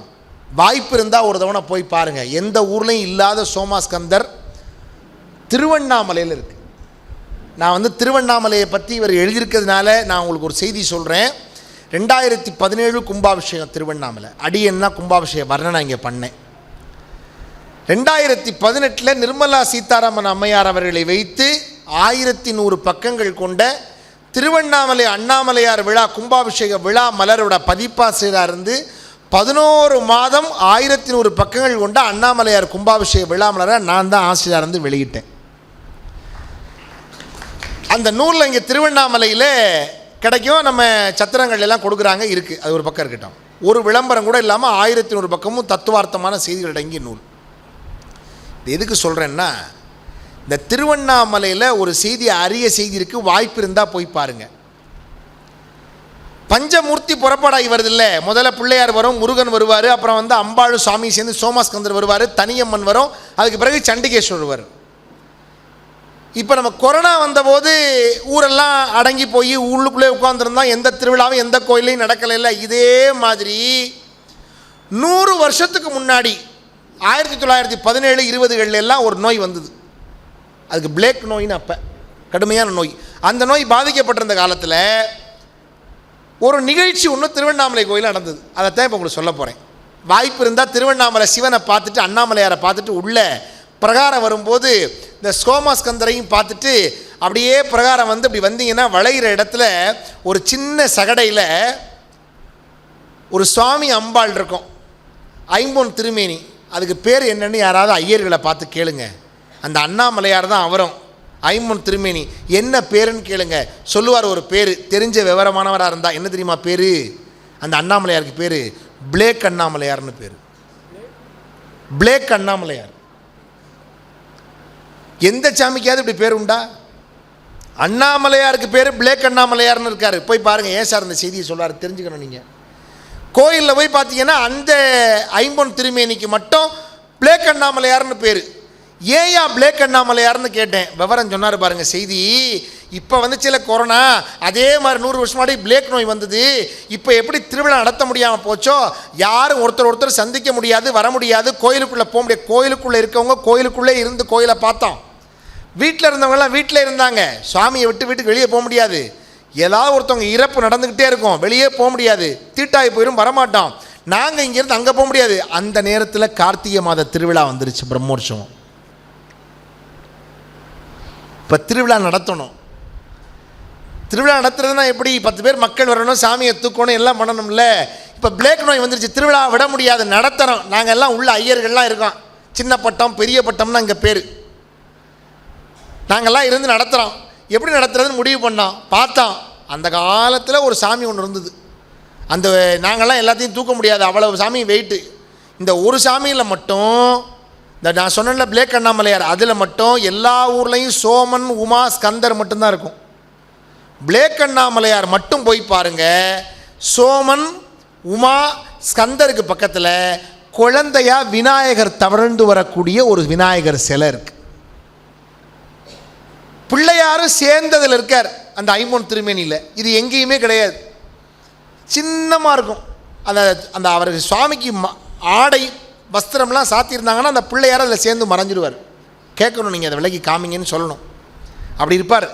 அந்த சாமியை தூக்கிட்டா யார் இப்போ எத்தனை பேர் அதில் வந்துடுறாங்க? பிள்ளையார், அம்பாள், சிவன், முருகன், 3-4 பேர் வந்தாச்சா? அவள் உற்சவத்துக்கு மற்ற சாமியை தூக்க வேண்டியதில்லை. இல்லை, இவர் ஒருத்தரை மட்டும் தூக்கி இவர் ஒருத்தருக்கே உற்சவம் பண்ணி இவர் ஒருத்தருக்கே எல்லாம் பண்ணி அந்த பிளேக் காலத்தில் உற்சவத்தையே முடித்தோம். அதனால் இவருக்கு பேர் பிளேக் அண்ணாமலையார்னு பேருன்னாங்க. இன்னமும் அந்த பிளேக் அண்ணாமலையார் இங்கே கோயில் இருக்குது. ஏன் சொல்கிறேன்னா, அந்த அந்த அந்த அந்த சோமாஸ்கந்தர் பக்கம் அது வந்து ஒரு பிளேக் அண்ணாமலையாருங்கிற சோமாஸ்கந்தர். பெரிய சோமாஸ்கந்தர் வருவார், அவர் அம்பாள் சுவாமியும் சேர்ந்து. அப்புறம் தனி அம்மனாக அம்பாள் வருவாள். இறைவன் சக்தியோடு சிவன் சேர்ந்து இருக்கிறது ஒரு காட்சி. சிவன் சக்தி இல்லாமல் வரமாட்டான், ஆனால் அம்பாள் தனியாக வருவாள். அவள் இந்த உலகத்தின் தோற்றுவாயாக இருப்பவள் பெண். இந்த உலகத்தின் இயக்கமே பெண்ணிலிருந்து தான் தோன்றுகிறது. ஆண் இல்லாமலும் பெண் தனியாக இயங்க முடியும் என்பதை இந்த உலகத்திற்கு சைவம் அடித்து சொல்லி இருக்கிறது. எப்படி சக்தி தனி அம்மனா வருவா? எந்த ஊர்லனாலும் போய் பாருங்க. அந்த சிவன் கோயிலுக்கு பக்கத்தில் ஒரு தனியாக ஒரு காளி கோயில் இருக்கும், வடக்கு பார்த்த வடக்குவா செல்வின்னு இருக்கும். அந்த கோயிலுக்கு காளி கோயிலுக்கு உற்சவத்தை முடிச்சுட்டு தான் சிவன் கோயில் உற்சவத்துக்கு வருவாங்க. முதல்ல காளி அம்பாள் தனி அம்மனாக இருப்பாள், அந்த ஊர் காவல் தெய்வமாக இருப்பாள். அம்பாள் தனியாக வருவாள். கடைசியாக சண்டிகேஸ்வரர் வருவார் காவல். அந்த கோயிலுக்கு சிவன் கோயிலுடைய சொத்துக்களுக்கான காவலராக இருக்கக்கூடியவர் வருவார். இந்த 5 பேர் வந்ததுக்கப்புறம் திருவண்ணாமலையில் தீபத்தின் போது யார் வருவார்னா, எல்லாரும் ஆவலோடு அப்படியே உணர்ச்சி பூர்வமாக இருப்பாங்க. யார் தெரியுமா வருவா? ஒரு பக்கம் வேட்டி, ஒரு பக்கம் சேலை, ஒரே சேலை. ஒரு பக்கம் அப்படியே சேலை சுற்றி இருக்கோம், ஒரு பக்கம் அப்படியே வஸ்திரம் வேஷ்டி கட்டியிருக்கோம். ரெண்டும் கலந்த கலவையா சுவாமி வருவார். அர்த்தநாரீஸ்வரர்னு பேர். அவர் வந்து ஒரே ஒரு யூட்டர்ன் தான், அப்படியே அல்லோ கல்லோல படம் அந்த இடமே. இந்த யூட்டர்ன் மட்டும் மேலே மலையை பார்ப்பார்ல அவர். இப்படி அங்கே கோயிலுக்குள்ளேருந்து வந்து அப்படி திருப்பி இப்படி மலையை பார்த்தோன்னே மேலே தீபம் ஏற்றிடுவாங்க. ரெண்டும் சேர்ந்த நிலை என்ன தெரியுமா? சிவனும் சக்தியும் இரண்டும் ஒன்றாக சேர்ந்து மேலே பார்க்கும்போது தீபம் ஏற்றுவாங்க. இதுதான் திருவண்ணாமலை தத்துவம். இதை அழகாக சொல்கிறாரு.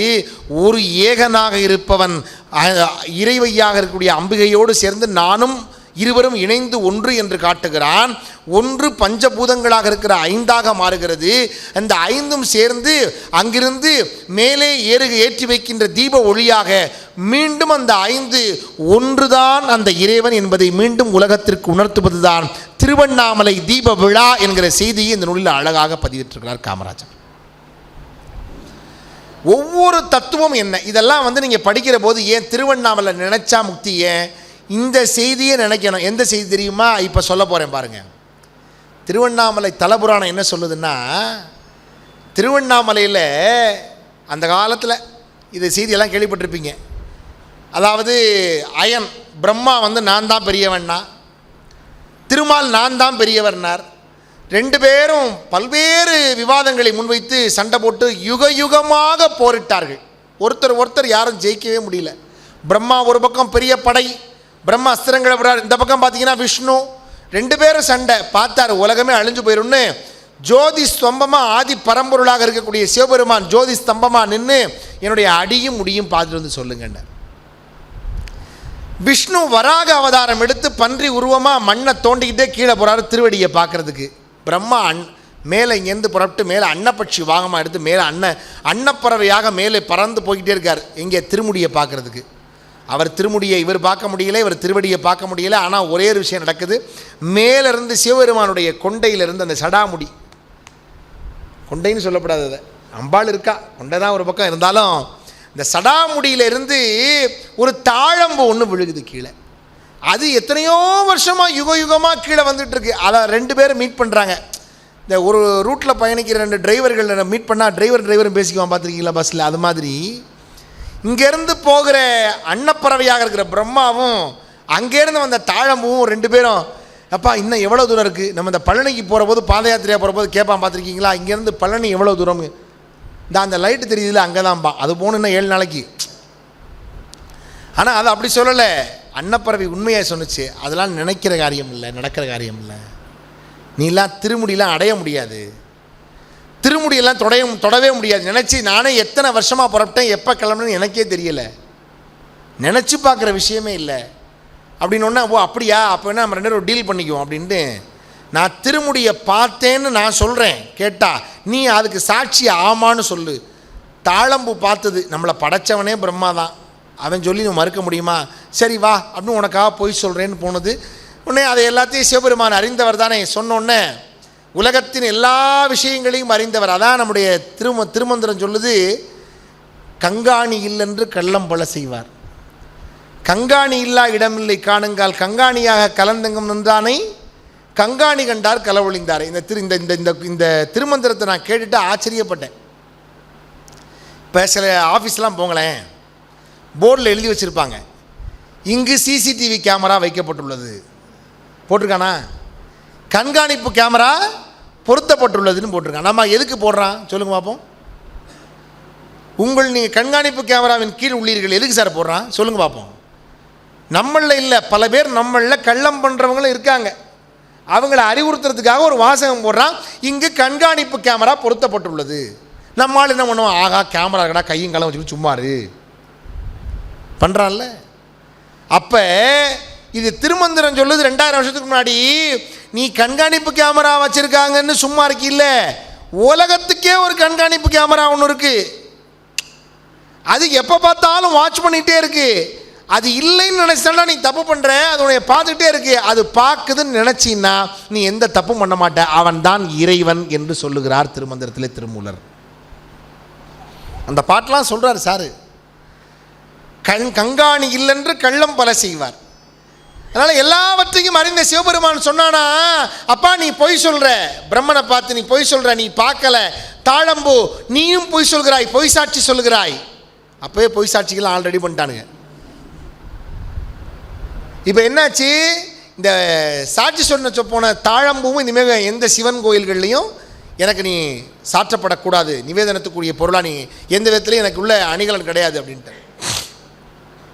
அதே மாதிரி பிரம்மனையும் பார்த்து நீ உனக்கு கோயில் கிடையாது போ அப்படின்னு சொல்லியாச்சு. அதான் அந்த கோமுகி பக்கத்தில் அவருக்கு மட்டும் ஒரு கோயிலை வச்சுக்கிறாங்க, நம்ம பார்க்குறோம். சரி, இப்போ இந்த செய்தி சொல்லி முடிச்சதுக்கப்புறம் பெருமாள் வர்றாரு. பெருமாள் வந்தோடனே அவர் நான் உன்னோட திருவடியை பார்க்கலைங்கிறாரு. அப்போ உடனே சரிப்பா நீ உண்மையை சொன்னேன்னு அவருக்கு எல்லாமே கோயில்கள்லாம் இருக்குது. சரி, இப்போ இதில் என்ன தெரியுமா செய்தி ஒளிஞ்சிருக்கு, பிரம்மாவாக இருக்கக்கூடியவன் பொய் சொன்னான், விஷ்ணு உண்மையை சொன்னான். இதை தத்துவத்தை பார்க்குற போது எப்படி இருக்கான், பிரம்மா யாருடைய கணவன், சரஸ்வதி கலைவாணி, ரொம்ப படித்தவன் பிரம்மா, உலகத்தையே படைச்சவன், விவரமானவன். விஷ்ணு யாரோட கணவன்? லக்ஷ்மி பணக்காரி, செல்வந்தன். இப்போ எப்போவுமே பிரச்சனை உலகத்தில் எப்போ வரும்னா அறிவாளிக்கும் பணக்காரனுக்கும் வரும். அதில் இந்த படித்த அறிவாளி இருக்கான் பார்த்தீங்களா, படித்தவன் அவன் பொய் சொல்லிடுவான். வச்சுக்கிங்களேன், இந்த புராணத்துப்படி சொல்கிறேன், படித்தவன் பொய் சொல்லிடுவான். ஏன்னா படித்தவன் பொய் சொல்கிறான்னா விவரத்தோடு அதை நம்புகிற மாதிரி ஒரு சாட்சியோடு வந்து, படித்தவன் பாவம் செய்தால் போவான் ஐயோ ஐயோ வென்று போவான்னு பாரதி சொல்கிறான்ல, அவன் சாட்சியோட எவிடன்ஸோடு வருவான், நம்புகிற மாதிரி கூட்டியாருவான். எங்கள் ஊரில் ஒரு கோர்ட்டில் ஒரு வழக்கு நடந்தது சிதம்பரண்ணே. அந்த காலத்தில் ஒரு வழக்கு. என்ன வழக்குனா, உள்ளூர்காரங்க சும்மா கண்டதுக்கும் கேஸுக்கு போவாங்கள்ல, அந்த காலத்தில் ஒரு வழக்கு வந்தது. என்னென்னா, சிவன் கோயில் முதல்ல இந்த ஊரில் வந்ததா, அம்மன் கோயில் இந்த அம்பாள் கோயில் முதல்ல வந்ததான்னு கேஸு. காரைக்குடி பக்கத்தில் ஊனாச்சிறுவைகள்னு ஒரு கிராமம் இருக்குது, அந்த ஊரில் இந்த வழக்கு. உடனே நீதிபதி கேட்குறாரு, ஒரு வயசு இந்த ஊர்லேயே பெரியவர் யாரோ சாட்சி சொல்ல கூட்டியாங்கன்னாங்க. ஒரு 95 வயசு பெரியவரை கூட்டு போனாங்க. அவர் சாட்சி கூண்டில் நிற்கிறார். சாட்சி எப்படி சொல்கிறாரு பாருங்கள். அவரை பார்த்து கேட்டார் நீதிபதி, ஐயா உங்கள் ஊரில் சிவன் கோயில் முன்னாடியா அம்மன் கோயில் முன்னாடியான்னு கேட்டார். அதுக்கு இந்த சாட்சி சொன்னவர் சொன்னார், 95 வயசு பெரியவர், காரைக்குடியிலேருந்து வந்தால் சிவன் கோயில் முன்னாடி, குன்னக்குடியிலேருந்து வந்தால் அம்மன் கோயில் முன்னாடினார். உடனே அவர் ஜட்ஜு கிருகிருன்னு சுற்றி, நான் அதை கேட்கலையா, எது காலத்தால் முந்தின்னாரு. அதுக்கு இந்த பெரியவர் சொன்னார், ரெண்டுமே என் காலத்துக்கு முந்தினார். புரியுதுங்களா உங்களுக்கு? சாட்சி அப்படி சொன்னாலாம் உண்டு. இந்த சாட்சியை கூட்டியாருவான், விவரமாக கூட்டியாருவான். படித்தவன், கலைமகளினுடைய கணவன் அல்லவா, படித்தவன் அல்லவா, சகல வித்தைகளையும் மறைந்த படைப்போன் அல்லவா, உலகத்தையே படைத்தவன் அல்லவா பிரம்மன், அவனை பொய்யை கண்டுபிடிச்சார் பெருமான். நீ போன்றார். இப்போ என்ன தெரியுமா, இதுதான் ஒரு செய்தி, இதை நீங்கள் நினைக்கணும். திருவண்ணாமலை நினச்சா முத்தினா திருவண்ணாமலை ஊர், கோயில், கோபுரம், அட்ரஸு, நம்ம தங்குற சத்திரம், இதை நினச்சா கிடையாது. எது நினச்சா, படிப்புன்னு ஒன்று வந்தால், கல்வின்னு ஒன்று வந்தால், கர்வம்னு ஒன்று வந்து, அகந்தைன்னு ஒன்று வந்து, ஆணவம்னு வந்து, பொய்ன்னு வந்து, இறைவனை அடைவதற்கு அது தடுக்கும், தடையாக இருக்கும்.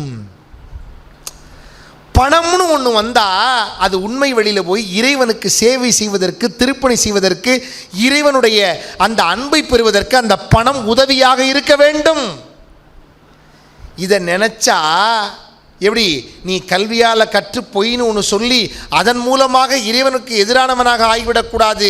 நீ பணத்தை வைத்து கொண்டு நீ அந்த பணத்தை தவறான வழியில் செல்லக்கூடாது. இறைவனுக்கு உண்மையானவனாக நீ இருக்க வேண்டும். நீ படித்ததனால் இறைவனுக்கு பொய் சொல்லக்கூடியவனாக மாறிவிடக்கூடாது. இறைவனிடத்திலே இரண்டையும் நினைத்து பார்த்து, என்றைக்கு உண்மையோடும் உன்னுடைய பணத்தை எப்படி, செல்வத்தை எப்படி நல்வழியில் செலவழிக்கிற, தர்மத்திற்கு செலவழிக்கிறவனாக மாறுகிறாயோ அப்பொழுதுதான் முக்தி என்று சொல்லுவது தான் திருவண்ணாமலையினுடைய இந்த செய்தியை இருந்த இடத்திலே இருந்து நினைத்தால் அதுதான் முக்தி என்று சொல்லுகிறார் நம்முடைய காமராஜ் அவர்கள். திருவண்ணாமலை நினைச்சா முக்தி. திருவண்ணாமலை கண்டங்கரிய மலை, கண்மூன்று உடைய மலை, அண்டரெல்லாம் போற்றற்கு அரிய மலை, தொண்டர்க்கு தோற்றுமலை, தொழுதால் எழுபிறப்பை மாற்றும் மலை அண்ணாமலை. பாடிட்டே இருக்கலாம் நீங்கள் அண்ணாமலை அண்ணாமலைன்னு. ஆனால் அந்த திருவண்ணாமலையை நினைச்சா முக்தினா என்ன, நினைச்சா முக்தி, இந்த செய்தி, அந்த தத்துவம். அதனால் இந்த புத்தகம் வந்து நீங்கள் நினைக்கிற மாதிரி பிரம்மம் அறிவோம் தெளிவோம்னு இந்த புக்கை பூரா படித்து முடித்தோடனே கரெக்டாக இந்த இடத்துல தான் கடவுள் உட்கார்ந்துருக்கார், அவரை போய் நேராக பார்த்துருவோம், கால் ஷீட் வாங்கிடுவோம்னு நினைக்கப்படாது. ஆனால் அதுக்கான வழியை இது தெளிவாக்குது. கடவுளை அடைவதற்கான வழி என்ன, பிரம்மம் என்றால் என்ன, ஒவ்வொருத்தவங்களும் எப்படி சொன்னாங்க பிரம்மத்தை, அந்த பிரம்மத்தை உண்மையிலேயே அது இருக்கிறதா, இருக்கிறது, எப்படி அறிவியல் ரீதியாக மெய்ப்பித்திருக்கிறார். ஏன்னா அவர் படித்தது கணிதம், அறிவியலோடு மெய்ப்பித்திருக்கிறார். எப்படி அறிவியலில் இதை ஏற்றுக்கொள்கிறார்கள். மேக்ஸ் தானே சார் படிச்சிருக்கீங்க? மேக்ஸ் படிச்சுட்டு பேங்க் போயிருக்கார். பேங்க் தானே சார்? எங்கள் ஊரில் ஒருத்தர் மேக்ஸ் படிச்சுட்டு பேங்க் போனார். இன்டர்வியூ வச்சாங்க அந்த காலத்தில், நிறைய பேர் போனாங்க, இவரும் போனார். இன்டர்வியூவில் கேள்வி கேட்டாங்க, 8ஐயும் 3ஐயும் பெருக்குனா எவ்வளவு, ஏன்னா பேங்க்கில் கணக்கு முக்கியம். ரொம்ப நேரம் யோசிச்சு நம்மளால் சொன்னார், 8ஐயும் 3ஐயும் பெருக்குனா 23ன்னார். ஒரு மாதம் கழித்து அப்பாயின்மெண்ட் ஆர்டர் வந்துருச்சு. அவர் ஒரு மாதம் கழித்து அந்த சொன்ன தேதியில் போய் அப்பாயின்மெண்ட் உள்ளே போய் வேலையில் ஜாயின் பண்ணிவிட்டு அதுக்கப்புறம் வேலைக்கு சேர்ந்த பிறகு மேனேஜரை பார்த்து மெதுவாக வேலைக்கு சேர்ந்து ஒரு 3 மாதம் கழித்து மேனேஜர்கிட்ட மெதுவாக பேச்சை பழகினதுக்கப்புறம் கேட்டார், ஐயா இதெல்லாம் ஒரு பேங்கா? இன்டர்வியூக்கு வந்து என்னட்ட கேள்வி கேட்டீங்க, 8ஐயும் 3ஐயும் பெருக்குனா எவ்வளோன்னு கேட்டீங்க. நான் வீட்டில் போய் தான் கால்குலேட்டரில் போட்டு பார்த்தேன், 24ன்னு ஆன்சர் வந்துச்சு. ஆனால் உங்கள்ட்ட 23ன்னு சொன்னேன், அதுக்கே வேலை கொடுத்துருக்கீங்க. இதெல்லாம் ஒரு பேங்கா ஐயான்னு இருக்கேன். அதுக்கு அவர் சொன்னார், வந்த 2000 பேரில் நீ ஒருத்தன் தான்ப்பா விடைக்கு பக்கத்தில் வந்த, மற்ற பூரா 8 3 பேருக்குன்னா 7000 8000ங்கிறேன், நீ ஒருத்தன் தான் இப்போ ஆன்சருக்கு பக்கம். அதனால் எப்போவுமே ரொம்ப அண்ணே ராமகிருஷ்ணன் மெதுவாக சிரிச்சுக்கிட்டே இருக்கார். இன்னமும் ஆன்சர் பக்கம் எப்போவுமே வாழ்க்கையில் ரொம்ப கரெக்டாக இருக்க முடியாது சார், கரெக்டுக்கு பக்கத்தில் இருக்கலாம். அதனால் என்னென்னா, ஏன் உன்னை சூஸ் பண்ண தெரியுமா, நீ விடைக்கு பக்கத்தில் ஓரளவு ரொம்ப நியரஸ்ட்டாக இருக்கு, அதனால் உன்னை சூஸ் பண்ணோம். நியரஸ்ட் டு கரெக்ட்னு இந்த தியரிக்கு பேர். எப்போவுமே ரொம்ப கரெக்டாக இருக்கும், கரெக்டுக்கு பக்கத்தில் இருக்கலாம். அதனால் இந்த அவர் வங்கி பணிக்கு போய் கணிதம் படித்ததுனால அந்த எல்லாமே அறிவியல் சார்ந்து அந்த ஆன்மீகத்தினுடைய பார்வையை பார்த்திருக்கிறார். எப்படி எல்லாம் சொல்கிறார்கள், உலக அறிவியல் அறிஞர்கள் எப்படி அந்த பரபிரம்மத்தை வரையறுக்கிறார்கள், விவேகானந்தர் எப்படி சொல்கிறார், ராமகிருஷ்ண பரமஹம்சர் எப்படி சொல்கிறார், அவர்கள் எப்படி இறை பார்வையை பார்த்தார்கள், ஆதி சங்கரருடைய சிந்தனை எப்படி இருந்தது, ராமானுஜருடைய சிந்தனை எப்படி இருந்தது, மத்வருடைய சிந்தனை எப்படி இருந்தது, உபனிஷத்துகளில் எப்படி இருக்கிறது, வேத சாஸ்திரங்களில் எப்படி இருக்கு, திருவள்ளுவர் என்ன சொல்கிறார், திருவள்ளுவரோட அவர் சொல்கிற செய்திகளெல்லாம் பார்க்குற போது ரொம்ப அருமையாக இருக்குது.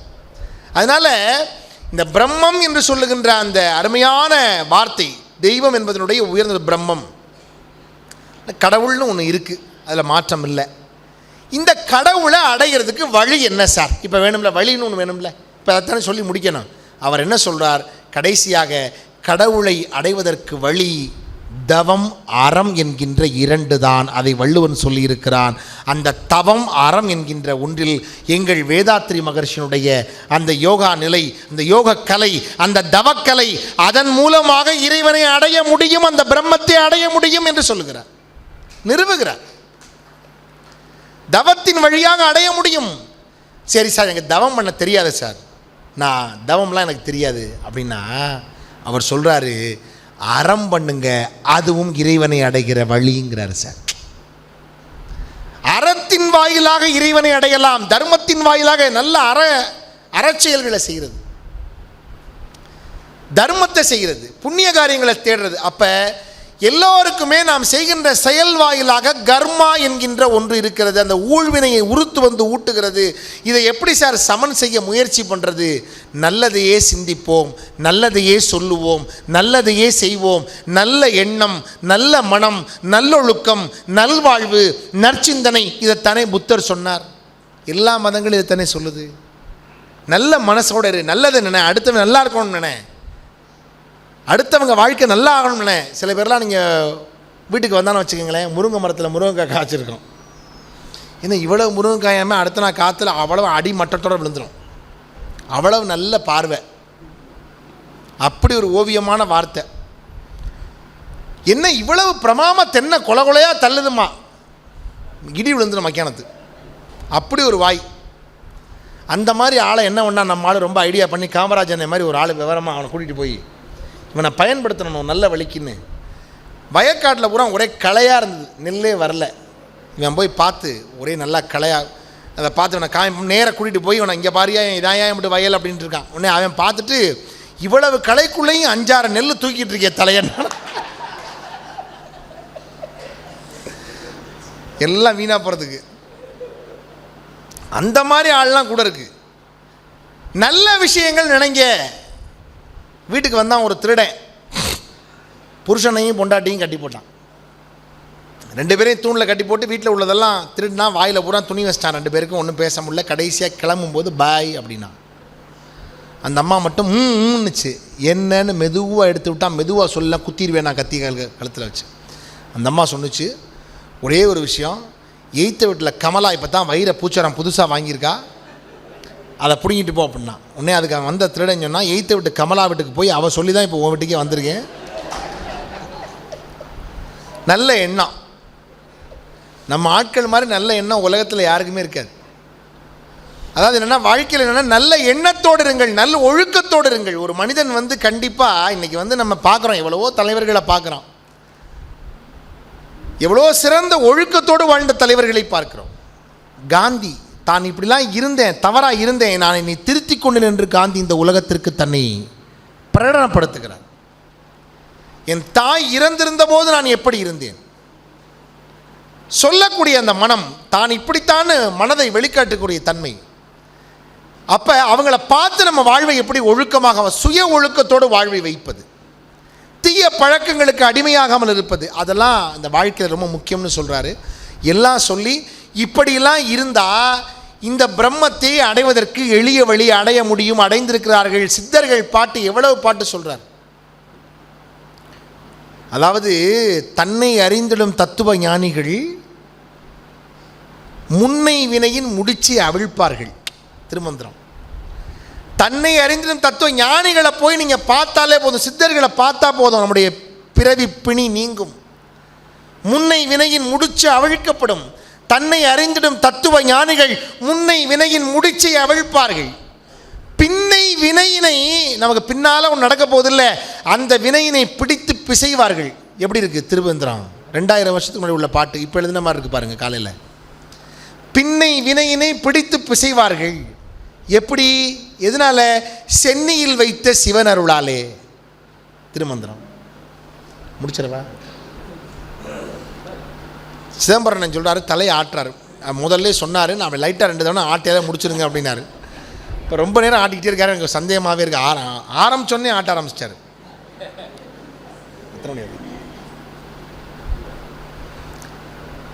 நான் ரொம்ப ஆர்வமாக அண்ணன் எத்தனை மணி ஒரு 5 நிமிஷம் பேசுங்க, நான் 1:30 வரையும் பேசுங்க அப்படின்னா இருக்குது. 5 நிமிஷம் தான் இருக்குது, முடிச்சிடறேன். வாழ்க்கையினுடைய தத்துவம் எதை சொல்கிறது என்றால், இவர் எழுதியிருக்கிற பிரம்மம் அறிவோம் தெளிவோம் என்கிற நூலை படித்து விட்ட பிறகு நாம் இந்த உலகத்திலிருந்து எதையும் கொண்டு போக போவதில்லை. அப்ப கடைசியா என்ன சொல்றார்? நாம தவம் செய்தால், யோகா செய்தால், என்ன ஸ்கை யோகா பேராசிரியர் அவர்,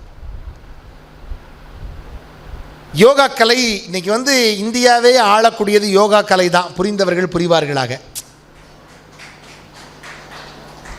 யோக நிலையில் அவர் இருக்கிறதுனால தானங்க எங்கெங்க சுற்றிக்கிட்டு இருக்காரு அவர். அடே அப்பா, ஆச்சரியமா இல்லையா இவ்வளோ வயசில்? யோக நிலையில் தன்னை கொண்டு போகக்கூடிய நிலைக்கு வாங்கங்கிறார். அதன் பிறகு யோக நிலைக்கு போகிறவர்கள், என்னால் யோகம்லாம் கூட செய்ய முடியல சார், என்ன சார் பண்ணுறது, யோக நிலைக்கு போக முடியல, அதுக்கு எனக்கு பயிற்சி இல்லை, இப்போ என்ன பண்ணுறது? நிறைவாக சொல்கிறாரு, இது பண்ணினீங்கன்னா இறைவனை அடையலாங்கிறாரு. என்ன தெரியுமா? எல்லார்ட்டையும் அன்பு செலுத்துங்க. அந்த அன்புதான் தெய்வம், அன்பே தெய்வம். அதைத்தான் என்ன சொன்னாங்க? அதாவது நீங்கள் சாமியை கொண்டு போய் குடங்குடமாக கொட்ட வேண்டாம். அதாவது ஒரே சாமி கொண்டு போய், ஐயா எனக்கு இவ்வளவு பணம் வச்சுருக்கேன், பணத்தை கொடுக்க வேண்டாம். என்ன போது? யாவர்க்குமாம் இறைவர்க்கு ஒரு பச்சிலை. சிவன் கோயிலுக்கு போகிறீங்களா, வில்வத்தை வைங்க. பெருமாள் கோயில் போகிறீங்களா, ஒரு துளசி எடுத்து வைங்க. அம்பாள் கோயில் போகிறீங்களா, வேப்பலை எடுத்து வைங்க. பிள்ளையார் கோயில் போகிறீங்களா, ஒரு அருகம்புல் எடுத்து வைங்க. ஒரு பச்சிலை போதும். யாவர்க்குமாம் இறைவர்க்கு ஒரு பச்சிலை, யாவர்க்குமாம் பசுவிற்கு ஒரு வாயுரை. ஐயா நான் கோயிலுக்கெல்லாம் போக மாட்டேன், வீட்டில் தான் இருப்பேன், நீ சாப்பிட்டு திங்கிற வாழைப்பழத்தை தின்னுட்டு வாழைப்பழ தோலையாவது ஒரு மாட்டுக்கு கொடு, புண்ணியம்.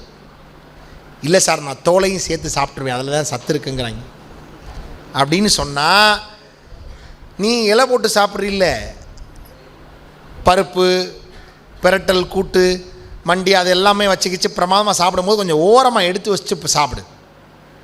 ஏன்னா அந்த இலையை வெளியே கொண்டே போட்டால் ஏதாவது ரோட்டில் போகிற ஜீவன்கள் இப்படி பிரட்டி பார்க்குமா, இலையை பார்த்துட்டு மகராசியம் புண்ணியமாக நமக்காக கொஞ்சம் வச்சுருக்கேன் இன்னும் வாழ்த்திட்டு போ. நம்மால் அதை புது இலை மாதிரி வலிச்சு தொடச்சி பக்குவமாக கொண்டே வெளியே கொண்டே போட்டோன்னா அந்த நாய் ஓடியாந்து பார்த்துட்டு நமக்கு முன்னாடி ஏதோ ஒரு நாய் சாப்பிட்டு போயிடுச்சு போலன்னு நினைக்கணும். இப்போ என்னாச்சு, இந்த இலையை சொல்கிறாரு, யாவர்க்குமாம் இறைவருக்கு ஒரு பச்சிலை, யாவர்க்குமாம் பசுவிற்கு ஒரு வாயுரை, யாவர்க்குமாம் உண்ணும்போது ஒரு கைப்பிடி. சாப்பிடும்போது கொடு, உண்ணும்போது ஒரு கைப்பிடி. இது 3 பண்ண முடியலையா? யாவர்க்குமாம் பிறருக்கு இன்னுரை தானே. நல்ல வார்த்தையாக அன்பாக சொல்லுங்கடா. இதை தவிர உலகத்தில் ஆன்மீகம் எதையுமே கேட்கல உங்கள்கிட்ட. நீ பணம் கொடுன்னு கேட்கல, அன்பை கொடு. அன்பை கொடுத்தா போதும். அந்த அன்பு தான் சார் நிறைவாக முடியும். வள்ளலார் எதை சொன்னார்? அன்பை சொன்னார். அப்பா நான் வேண்டுதல் கேட்டு அருள் புரிதல் வேண்டும், 6 உயிர்க்கெல்லாம் நான் அன்பு செய்யல் வேண்டும், 6 உயிர்க்கெல்லாம் நான் அன்பு செய்யல் வேண்டும். அப்போ என்ன கேட்குறாரு? உலகத்தில் இருக்கிற எல்லா இடத்துலையும் அன்பு செய்யக்கூடிய அந்த உணர்வு நிலை. அப்போ என்ன, நீ சைவமாக மாற முயற்சி பண்ணு. நான் இப்போ ஒரு 2 வருஷம் ஆச்சு, 1.25 வருஷம் சைவமாக, சுத்த சைவமாக. இது பல முறை சைவமாயிருக்கேன், அது இந்த முறை கொடு. அவர் கேட்குறாரு சுல்தான் பிரியாணி போகுமா அப்படிங்கிறாரு. முடியாது, வாய்ப்பு இல்லை, விட்டாச்சு. ஏன் தெரியுமா, வள்ளுவனுடைய யதார்த்தமாக காரில் சிதம்பரத்துக்கு தான் போயிட்டு இருந்தேன். அவர் சொல்கிற மாதிரி சிதம்பரத்துக்கு ஒரு முறை ஸ்பீச்சுக்காக நிகழ்ச்சிக்காக போகிற போது என்னுடைய இந்த கூகுள் நம்பணும் வச்சுங்க, ரொம்ப சிரமம். கூகுள் மேப்பை நம்பி அது எங்கேயாவது போய் முட்டுச்சந்திர போய் நிப்பாட்டிடும். ஆனால் அன்றைக்கி ஒரு நாள் தான் எனக்கு அது உதவி பண்ணுச்சு கூகுள் மேப். என்ன தெரியுமா, ஒரு கிராமத்து வழியாக போகிற மாதிரி ஒரு பாதை வந்துருச்சு. அதை பிடிச்சி போயிட்டோம். போனால் ஒரு போர்டு இருந்தது, மருதூர்னு போட்டிருந்தது. சரி, மருதூர் எங்கேயோ படித்த மாதிரி இருக்கே, ஆகா இது வள்ளல் பெருமான் பிறந்த ஊராச்சேன்னு ஒரு கடைக்காரர்கிட்ட கேட்டேன். ஐயா இது ராமலிங்கர் பிறந்த ஊரா ஐயா, வள்ளலார் பிறந்த ஊரான்னு கேட்டேன். ஆமாம் அந்த எய்த்தாப்பில் தெரியுதுல்ல, அதான் அவர் வீடுன்னாரு. சரின்னு காரை நிப்பாட்டிட்டு உள்ளே போவோம் அப்படின்னு உள்ளே போனால் எல்லோரும் போகக்கூடிய ஒரு பகுதி இருக்குது. அது இது வரையும் வரலாம். இங்கே ஒரு குகை மாதிரி இறங்கி உள்ளே போகணும். இந்த குகை மாதிரின்னா அவர் அந்த வீடு அப்படி பள்ளமாக இருந்த அந்த காலத்து வீடு, வள்ளலார் பிறந்த வீடு. அதுக்குள்ளே போய் அவர் பிறந்த இடத்துக்குள்ளே போகிறதா இருந்தால் வெளியில் போர்டு போட்டிருந்தது, புலால் தவிர்த்தவர்கள் மட்டும் உள்ளே செல்லவும்னு. இன்னையிலேருந்து தவிர்த்துறதுன்னு முடிவு பண்ண இன்றைக்கு வரையும் சாப்பிடல. ஏன்னா மனசில் ஒரு கட்டுப்பாடை உண்டாக்குது இல்லை. அதுக்கப்புறம் உள்ளே போனேன். அதுக்கப்புறம் அப்படியே மாறியாச்சு. வள்ளலார் பாடல்களை படிக்கிறோம், நிறைய விஷயங்களை சொல்கிறோம் உலகத்துக்கு. கோயில் கும்பாபிஷேகங்களுக்கு பேச போகிறோம். நமக்கு இனிமேல் தேவையில்லைன்னு மன சொல்லி இப்போ கொஞ்ச நாள் ஆச்சு. இப்போ என்ன தெரியுமா, அதில் ஒரு அர்த்தம் வருது. அப்போ முதல்ல கொஞ்ச நாள் விட்டுட்டேன். சைவமானதுக்கப்புறம் நம்ம சிதம்பரம் மாதிரி ஆளுகள்லாம் இந்த மாதிரி சங்கரன் கோயிலுக்கு கூப்பிட்டா ஒரு மாதிரி கொஞ்சம் நடுக்கமாக இருக்கும். ஏன்னா அவர் மெர்க்குரி ஃபார்மா நிகழ்ச்சிக்கெல்லாம் கூப்பிட்டு நம்ம பிரியாணி கொண்டாந்து போடுவாரா, இன்றைக்கி இந்த பிரியாணி போச்சு. அந்த வாசம் கொஞ்சம் கொஞ்சமாக வந்து இந்த மூக்கில் வந்து துளைக்கும் போது இன்னும் கொஞ்சம் வேகமாக இருக்கும். கொஞ்ச நாள் பக்கத்தில் ஒருத்தர் ஆர்டர் பண்ணி இப்படி பக்கத்தில் சாப்பிட்றாருன்னு வச்சுக்கிங்களேன், அதை பார்க்கும்போது கொஞ்சம் ஆசையாக இருக்கும். இதை விட்டுட்டோமே அப்படின்னு நினப்பு இருக்கும் சார் உள்ளே. முதல்ல இதைத்தான் யோசிச்சு பார்த்தேன். திருவள்ளுவர் சொல்கிறாரு, ஒரு பாட்டு சொல்கிறேன் பாருங்கள். யாதெனின் நீங்கியான் நோதல் அதனின் இளன். இதானே குறள். இந்த குறள் எல்லாரும் படிச்சிங்கன்னா எப்படி தெரியுமா இருக்கும், எதெல்லாம் விட்டுட்டு யாதெனின் நீங்கியான், எந்தெந்த பொருளெல்லாம் விட்டு நீங்கிறோமோ அந்தந்த பொருளால் வரக்கூடிய துன்பம் நமக்கு இல்லை அப்படின்னு வள்ளுவர் சொல்கிறாரு. ஒரு பொருள் எல்லாரும் இப்படி தான் உரை எழுதுனாங்க. நான் என் அனுபவத்தில் பார்த்தேன். எப்படி தெரியுமா, அப்படி இல்லை. என் அனுபவத்தில் நான் இப்போ அந்த அசைவத்துக்கு விட்டுட்டு சைவத்துக்கு மாறினோன்னே எனக்கு விட்டுட்டமேங்கிற நோதல் இருந்தது இல்லை. அந்த நோதல் சில நாட்களுக்கு பிறகு அதுவே இல்லாமல் மறைஞ்சிருச்சு. இப்போ சுத்தமாக எனக்கு அதை பற்றி ஆசையே இல்லை. அதை விட்ட பிறகு தான் உண்மையாகவே நான் விட்டவனாக மாறுறேன். அதைத்தான் வள்ளுவர் சொல்கிறாரு, யாதெனின் நீங்கியான். எவன் எதெல்லாம் விடுறவன், நோதல் அதனின் விட்டவங்கிறது நோக்காடு இருக்குல்ல, அதை நீங்களாம் பார்த்தியா, அவன் தாண்டா உண்மையிலே விட்டவன்னா. குடும்பத்தை விட்டுட்டு சாமியாரை போனதுக்கப்புறம் குடும்பத்தையும் நினச்சிக்கிட்டு இருக்கக்கூடாது. உண்மையிலே விட்டுட்டோம்னு உண்மையான சாமியாராக இருக்கான் பார்த்தீங்களா, அவன் தான் சாமியார். இப்படி தான் ஒருத்தி சொன்னா, நான் அந்த சாமியாரை பார்க்க 6 மாதமாக காத்திருக்கேன்டின்னா ஒருத்தி. அதுக்கு அவன் சொன்னால், நான் சாமியாரை பார்த்தனால தாண்டி 6 மாதமாக இருக்கேன்னா. அப்படி சாமியார் இருக்கு.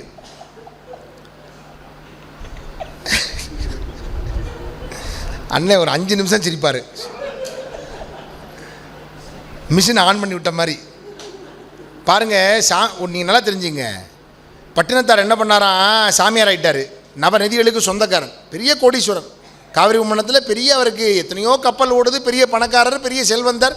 சம்பாரிச்சு குமிச்சிட்டாரு. மருதவனனும் பிள்ளையா வந்து ஞானத்தை உணர்த்தி, அப்பா காதிருந்த வாசியும் காதிருந்த ஊசியும் வாராது காணும் கடைவெளிக்கேன்னு சொல்லி எழுதி கொடுத்து அந்த அருந்து போன அந்த ஓலை நறுக்கெடுத்து பார்த்தோன்னா ஞானம் பிறந்துருது. இவர் உடனே என்ன பண்ணுறாரு, பட்டினத்த பிள்ளை இனிமேல் நம்ம சாமியாராக போகணும்னு அவங்க தாயார்கிட்ட போய் சொல்கிறார். நல்ல முக்கியமான விஷயம். அவங்க ஆத்தாட்ட போய் சொல்கிறார், ஆத்தா நான் சாமியாராக போகிறேன் அப்படின்னு தானே சொல்லணும். இவர் போய் சொல்கிறார் அம்மாட்ட போய், அம்மா நான் சாமியாராக போயிட்டு வர்றேங்கிறார். ரொம்ப முக்கியமான இடம் சார் இது பட்டினத்தார் வாழ்க்கையில். அவங்க அம்மா எவ்வளோ விவரமானவ பாருங்கள். அவள் கேட்டா, என்ன சொன்ன சொல்லு அப்படின்னா, அம்மா நான் சாமியாராக போயிட்டு வரேம்மா அப்படின்னு. அவள் ஆத்தா கேட்டா, போயிட்டு வர்றவனுக்கு பேர் சாமியாரான்னா. போயிட்டு வர்றவனுக்கு பேராடா சாமியார், போனவன் அப்படியே போயிடணும் சாமியாரா, திருப்பி வரப்படாதீங்க. ஏம்மா என்னம்மா இவ்வளோ பெரிய ஞானத்தை சொல்லிட்டியே நீ எனக்கு, என்னம்மா அப்படின்னு கேட்குறாரு இவர். என்னத்தா என்ன பண்ணணும், உனக்குள்ள கடமையை முடிக்காமல் எப்படிடா போவேன், நான் இருக்கேன்ல ஒருத்தி எனக்கு கொல்லி வைக்கணும்ல, நீ அப்படியா, இந்தா நான் போயாகணும் நினப்பு வந்துருச்சு, நான் இப்போ உடனே போயிடணும்னார். நினப்பு வந்தோன்னே போயிடணும். அப்படியா, சரி இந்தா அரிசியை வச்சுக்கன்னு வாக்கி அரிசியை கையில் கொடுத்துட்றா தாய். அதை வாங்கி இடுப்பில் சொருக்கின்னு போயிடுறாரு. எங்கே உதிருதோ என் உசுறு போச்சுன்னு நினச்சிக்க அப்படின்றா. அது உதிர்ந்ததுக்கப்புறம் தான் வந்து தாயோட உடலை வந்து விறகு கடையில் வச்சுருக்காங்க. எடுத்து வாழை மட்டையில் வச்சு 10 பாட்டு பாடுறார். ஐயரண்ட திங்களாய் அங்கமலான் நொந்து பெற்று பையல் என்ற போதே பரிந்தெடுத்து செய்ய வருகை புறத்தில் எந்தி கனகமொழி தந்தாடை எப்பிறப்பில் காண்பேன் இனி வட்டிலும் தொட்டிலும் மார்மேலும் தோள்மேலும் கட்டிலும் வைத்தன்னை காதலித்து முட்டச் சிறையிலிட்டு காப்பாற்றி சீராட்டும் தாய்க்கோ விறகிலிட்டு தீ மூட்டுவேன்னு விறகு எடுத்து வாழை மட்டையை வைக்கிறாரு. ஞானாக்னியால் வாழை மட்டை எரிகிறது. இந்த பட்டினத்தார் போன்ற ஞானிகள் இந்த உலகத்துக்கு சொல்கிற துறவு எப்படி போகணும்பா. அந்த துறவிகள் கூட துறக்க முடியாத உறவு தாய் உறவு. ஆதிசங்கரர் இதே மாதிரி, பட்டினத்தார் அதே மாதிரி. இந்த ஞானியர்கள் எல்லாம் இந்த உலகத்துக்கு பெரிய அறத்தை போதித்தார்கள். ஏன் இதை சொல்கிறேன்னா, இந்த பட்டினத்தாருடைய பாடல்களில் உடற்கூற்று வண்ணம்னு ஒரு பாட்டு இருக்குது. சொல்லி முடிச்சார். உடற்கூற்று வண்ணம் ஒரு பாட்டு இருக்குது சார். அந்த பாட்டு என்னென்னா, இந்த உடலை கூற்றுவன் எப்படி கொண்டு போக போகிறான் அப்படின்னு சொல்லக்கூடிய பாட்டு. பிறந்த குழந்தை, கணவன் மனைவி கூடி ஒரு குழந்தை பிறக்குது. அந்த குழந்தை பிறந்து அந்த குழந்தை வந்து பிள்ளைகளோடு விளையாடுகிறது, தவழுகிறது, அப்புறம் படிக்க போகுது. படிக்க போனதுக்கப்புறம் இளமை பருவமாகுது. கன்னியர்கள் பெண்கள் புடைசூழ அந்த இன்ப வாழ்க்கையை வாழுது. அதுக்கப்புறம் அது எப்படி போகுதுன்னு ஒரு பாட்டு. இந்த உடம்பு எப்படி போகுது. இந்த ஒரு பாட்டுக்கு மட்டும் ஒரு சிறப்பு தமிழ் இலக்கியத்தில் இருக்குது. தமிழ் இலக்கியத்தில் இந்த ஒரு பாட்டுக்கு மட்டும் என்ன மாறிய பண்ணேன், ஏன்னா அவர் செல்ஃபோன் எடுத்து டைம் பார்க்குறாரு. என்ன சில பேர் இப்போ சும்மா நம்ம பேசுகிற பேச்சு பிடிக்கலன்னு வச்சுக்கோங்களேன், சும்மா இருக்க செல்ஃபோன் எடுத்து ஹலோன்னு வெளியே கிளம்புறாங்க. அப்படிலாம் போயிடாதீங்க. என்னக்கா சொல்கிறேன், இந்த பாட்டுக்கு மட்டும் இலக்கியத்திலே ஒரு சிறப்பு இருக்குது. என்ன தெரியுமா, இந்த தோட்டியான்கள் உடம்பை எரிக்கிறாங்கல்ல சுடுகாடுகளில், இந்த திருவெற்றியூர்னு சென்னையில் இருக்கல, அங்கே தோட்டியான்கள் இருக்காங்க இல்லையா சுடுகாட்டு மயானத்தில், அவங்க இந்த பாட்டை மனப்பாடம் பண்ணி அந்த காலத்துலேருந்து ஒரு பிள்ளை பிறந்தால் எப்போ எரிக்க முடியும்னா இந்த பாட்டை மனப்பாடம் பண்ணால் தான் எரிக்க முடியும். அந்த காலத்து ரூல்ஸ் அவங்களுக்கு. இந்த பாட்டை பூரா அவங்க சொல்லணும். எதுக்கு முன்னாடி எரிக்கிற அந்த சடலம் இருக்குல்ல, அதுக்கு முன்னாடி இந்த பாட்டை அவங்க சொல்லுவாங்க. ஏன் அப்படின்னு ஒரு பெரியவரை கேட்டேன் திருவெற்றியூரில். அந்த பெரியவர் சொன்னார், இந்த பாட்டை இந்த உடம்பு நல்லா இருக்க போது இந்த காது கேட்டணும், இல்லைன்னா எங்கள் மூலமாக கேட்காமையாவது இந்த உடம்பு இந்த உலகத்தை விட்டு போயிடப்படாதுங்கிறது தான் இந்த பாட்டை எங்களை படிக்க வச்சாங்கன்னு. அப்பேற்பட்ட இலக்கியம் பட்டினத்தாருடைய பாட்டு. ஒரு மடமாது ஒருவனுமாகி இன்ப சுகம் தரும் அன்பு பொருந்தி உணர்வு கலங்கி ஒழுகிய விந்து ஒரு சுரோணித மீது கலந்து பனியில் ஒரு பாதி சிறு துளி மாது பண்டியில் வந்து புகுந்து திரண்டு. எப்படி கணவன் மனைவி கூடி குழந்தை உருவாகி எப்படி வருது பாருங்க.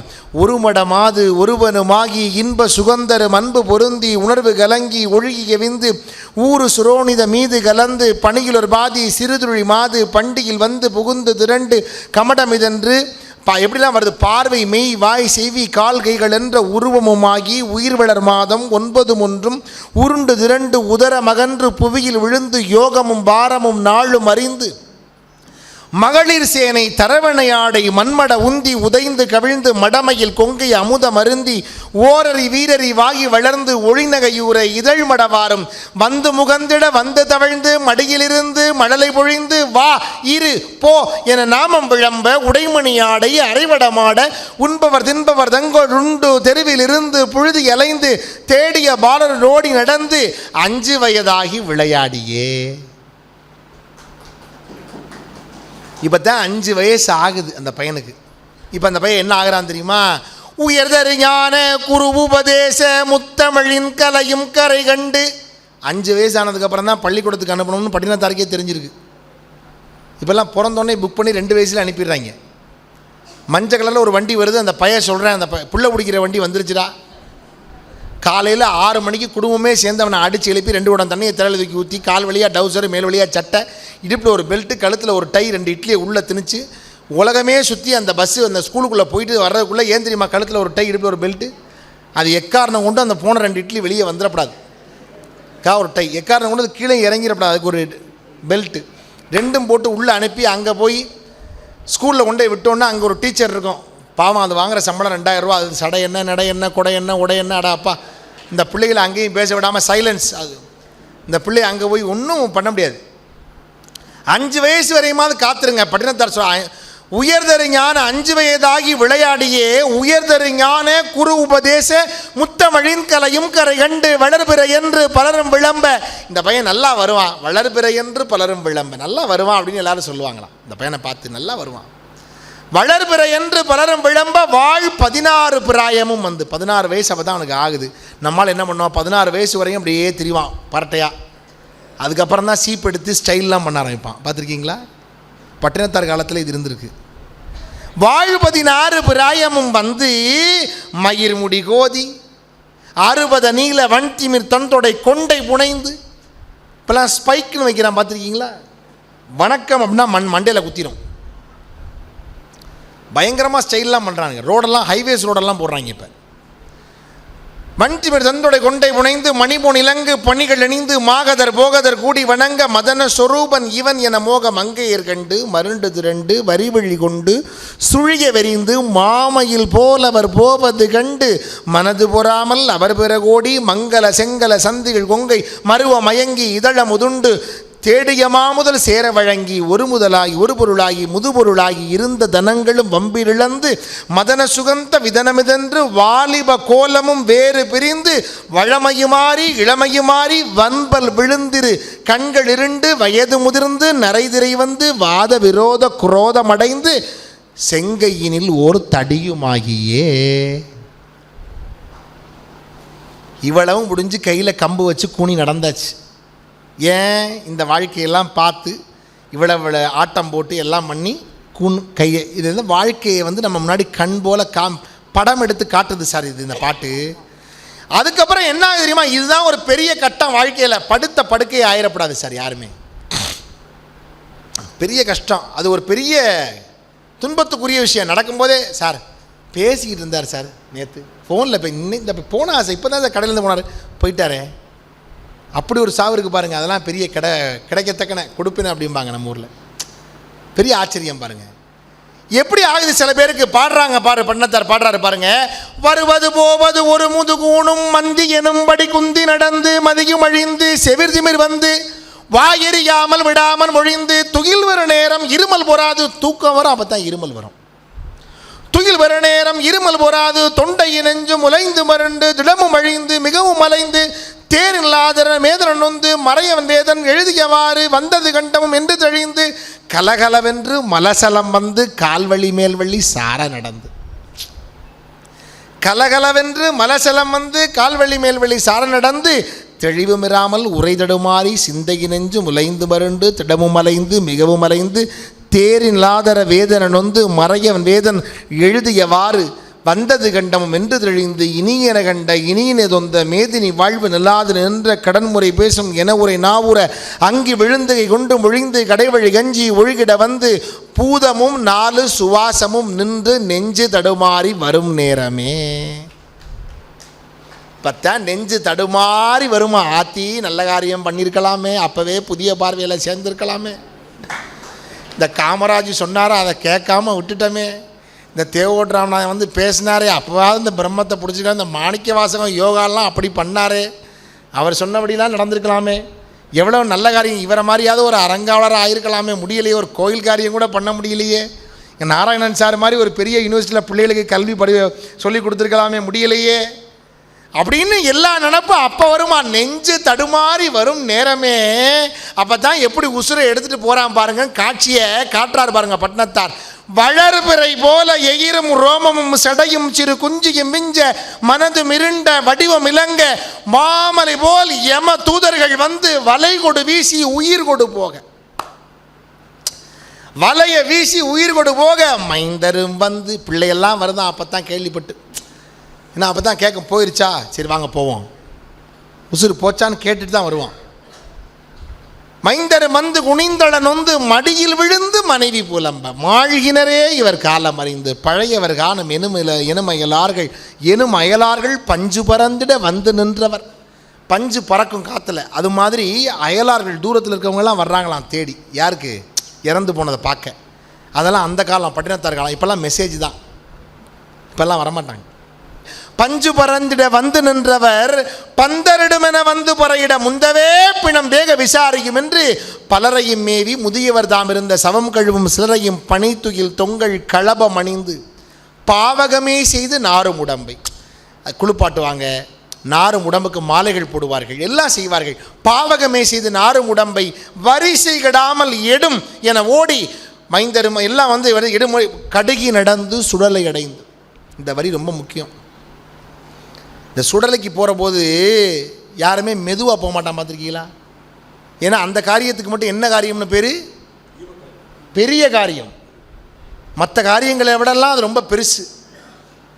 இப்போ கோயிலுக்கு போகிறோம், எய்த்தாப்பில் ஒருத்தர் வந்துட்டாங்க, பார்க்க கிடைக்காத ஒருத்தர் வந்துட்டாங்க, சாமியை கூட அப்புறம் பார்த்துக்கலாம், சாயங்காலம் பேசுவோம், நின்று பேசுவோம். பேசுவீங்களா இல்லையா? இல்லை, முக்கியமான விஷயம் வந்தால் பேசத்தான் செய்வோம்.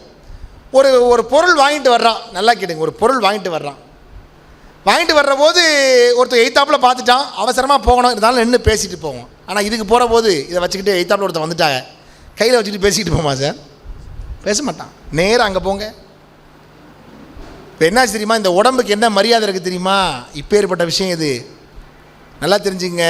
இந்த காலில் ஒரு செருப்பு போட்டிருப்போம், நல்லா வச்சுங்க. ஒரு கடையில் ஒரு சாமான் வாங்கிட்டு வர்றோம், இந்த கொண்டு போன பை இருக்குல்ல, அரிசி வாங்கிட்டு போன பை அந்துருச்சு. அப்போ மழை வர மாதிரி இருக்குது, பக்கத்தில் அந்த போகிற வழியில் ஒரு வீடு இருக்குது. அந்த வீட்டில் பார்த்து, ஐயா அந்த அரிசியை வச்சுட்டு போகிறேன், நாளைக்கு எடுத்துக்கிறேன் அப்படின்னா நல்லா வச்சுட்டு போங்க அப்படிம்பாங்க. போகிற போது இந்த ஒருத்தர் உடலை தூக்கிட்டு போயிட்டுருக்கான் சடலத்தை, மழை ரொம்ப பெய்யுது, இப்போ போனால் இங்கே ஒன்றும் பண்ண முடியாது. அதே வீடு வருது, முன்னாடி அரிசி வைக்கிறதுக்கு ஹெல்ப் பண்ணார், இந்த செருப்பு போடுறதுக்கு அவர் தான் ஹெல்ப் பண்ணார். அவர் வீட்டு கதவை தட்டி, ஐயா ஒரு 10 நிமிஷம் இங்கே நான் மலைக்கு உங்கள் வீட்டில் வச்சுக்கிறோம். அன்றைக்கெல்லாம் உதவி பண்ணி இதை மட்டும் விடுவாரா சார்? விட மாட்டாங்க. நன்றாக தெரிந்து கொள்ளுங்கள், அருந்து போன செருப்புக்கு இருக்கிற மரியாதை கூட இறந்து போன இந்த உடலுக்கு இல்லை. இப்போ இருக்கிற போது என்ன பண்ணணும்? அதைத்தான் சார் பிரம்மம் அறிவோம் தெளிவோம் சொல்கிறது. உசுரோட இருக்கிற போது நீங்கள் என்ன பண்ணணும் அதை இந்த புத்தகம் சொல்லுது. பிரம்மத்திலேருந்து ஆரம்பித்து வாழ்க்கையெல்லாம் சொல்லி கடைசியாக முடிக்கிறார் பட்டினத்தார். எப்படி தெரியுமா? கடுகி நடந்து சுடலை அடைந்து, வேகமாக போவான், கடுகி நடந்து வேகமாக நடந்து சுடலை அடைந்து, பின்னால் வரவெல்லாம் பேசுவான், நான் மானிட வாழ்வேன நொந்து. பின்னாடி வரவெல்லாம் என்னடா மனுஷ வாழ்க்கை நல்லா இருந்தால் போயிட்டான் அப்படின்னு சொல்லிட்டு அடுத்த நாள் அவன் வேலையை ஆரம்பிச்சிருவான். மானிட வாழ்வேன நொந்து விறகிடை மூடி அழல் கொடு போட, நெருப்பெடுத்து போட. நம்ம பாட்டு முடிய போது பாருங்க. விறகிடை மூடி அழல் கொடு போக வெந்து முறிந்து விழுந்து நினங்கள் உருகி எலும்பு கருகி அடங்கி ஒரு பிடி சாம்பல் இல்லாத உடம்பை நம்புமடியேனே இனி ஆளுமேன்னு முடிச்சாரு பட்டினத்தார். இதான் சார் அந்த உடற்கூற்று வண்ணம்ங்கிற பாட்டு. நிறைவாக முடிக்கிறேன். வாழ்நாளில் நம்ம உடம்பு, இந்த ஆண்டவன் கொடுத்த இந்த உடம்பு இருக்கே, இந்த பிண்டமாக இருக்கிற இந்த உடம்பில் இருப்பது தான் அந்த அண்டத்தில் இருக்கிறது, அண்டத்தில் இருப்பது தான் இந்த பிண்டத்தில் இருக்கிறதுங்கிற செய்தியை தெளிவாக சொல்லி, பிரம்மம் என்பது என்ன நிலையில் இருந்து இன்னும் உயர்வதற்கு இந்த ஞானத்தினுடைய நிலையை அறிந்து கொண்டு ஞான நிலையை பெறுவதற்கு இந்த நூல் உங்களுக்கு மீண்டும் மீண்டும் உதவும். அப்படிப்பட்ட நூலை தந்திருக்கிற ஐயா திரு காமராஜர் நன்றி தெரிவித்துக் கொண்டு, வாய்ப்பளித்த பெருமக்கள் அத்தனை பேருக்கும் இருந்து கேட்டவர்கள் கிட்டத்தட்ட நான் ஆரம்பித்து ஒரு 1.5 மணி நேரத்துக்கு மேலே ஆச்சு. 1 மணி நேரம் 27 நிமிடம். 1 மணி நேரம் வாட்சை பார்த்துட்டே இருந்திருக்கார். அவருக்கு நன்றி தெரிவித்துக் கொண்டு இவ்வளோ கேட்ட உங்கள் அத்தனை பேருக்கும் மீண்டும் நன்றிகளை உரித்தாக்கி விடைபெறுகிறேன். மீண்டும் சந்திக்கின்ற வாய்ப்பை எல்லாம் அல்ல இறைமை வழங்க வேண்டும் என்று பிரார்த்தித்து, கலையாத கல்வியும் குறையாத வயதும் ஒரு கபடுவராத நட்பும் கன்றாத விளமையும் குன்றாத இளமையும் கழு பிணையில்லாத உடலும் சலியாத மனமும் பகலாத மனைவியும் தவறாத சந்தானமும் தாழாத வார்த்தையும் மாறாத வார்த்தையும் எல்லா வருமான கொடைகளையும் 16 செல்வங்களையும் தந்து, கேடா ஒரு நமனை கிட்ட வாராதே தூரப்போடா என ஓட்டி உன் பொற்க நல்ல தாழருகே வாடா என அழைத்தினை வாழ்வித்தால் உன்னை கூடாதென யார் தடுப்பார் கோமதித்தாய் ஈஸ்வரியே என்று அம்பிகையின் திருப்பாதங்களில் வேண்டுதல்களை வைத்து விடைபெறுகிறேன். நன்றி.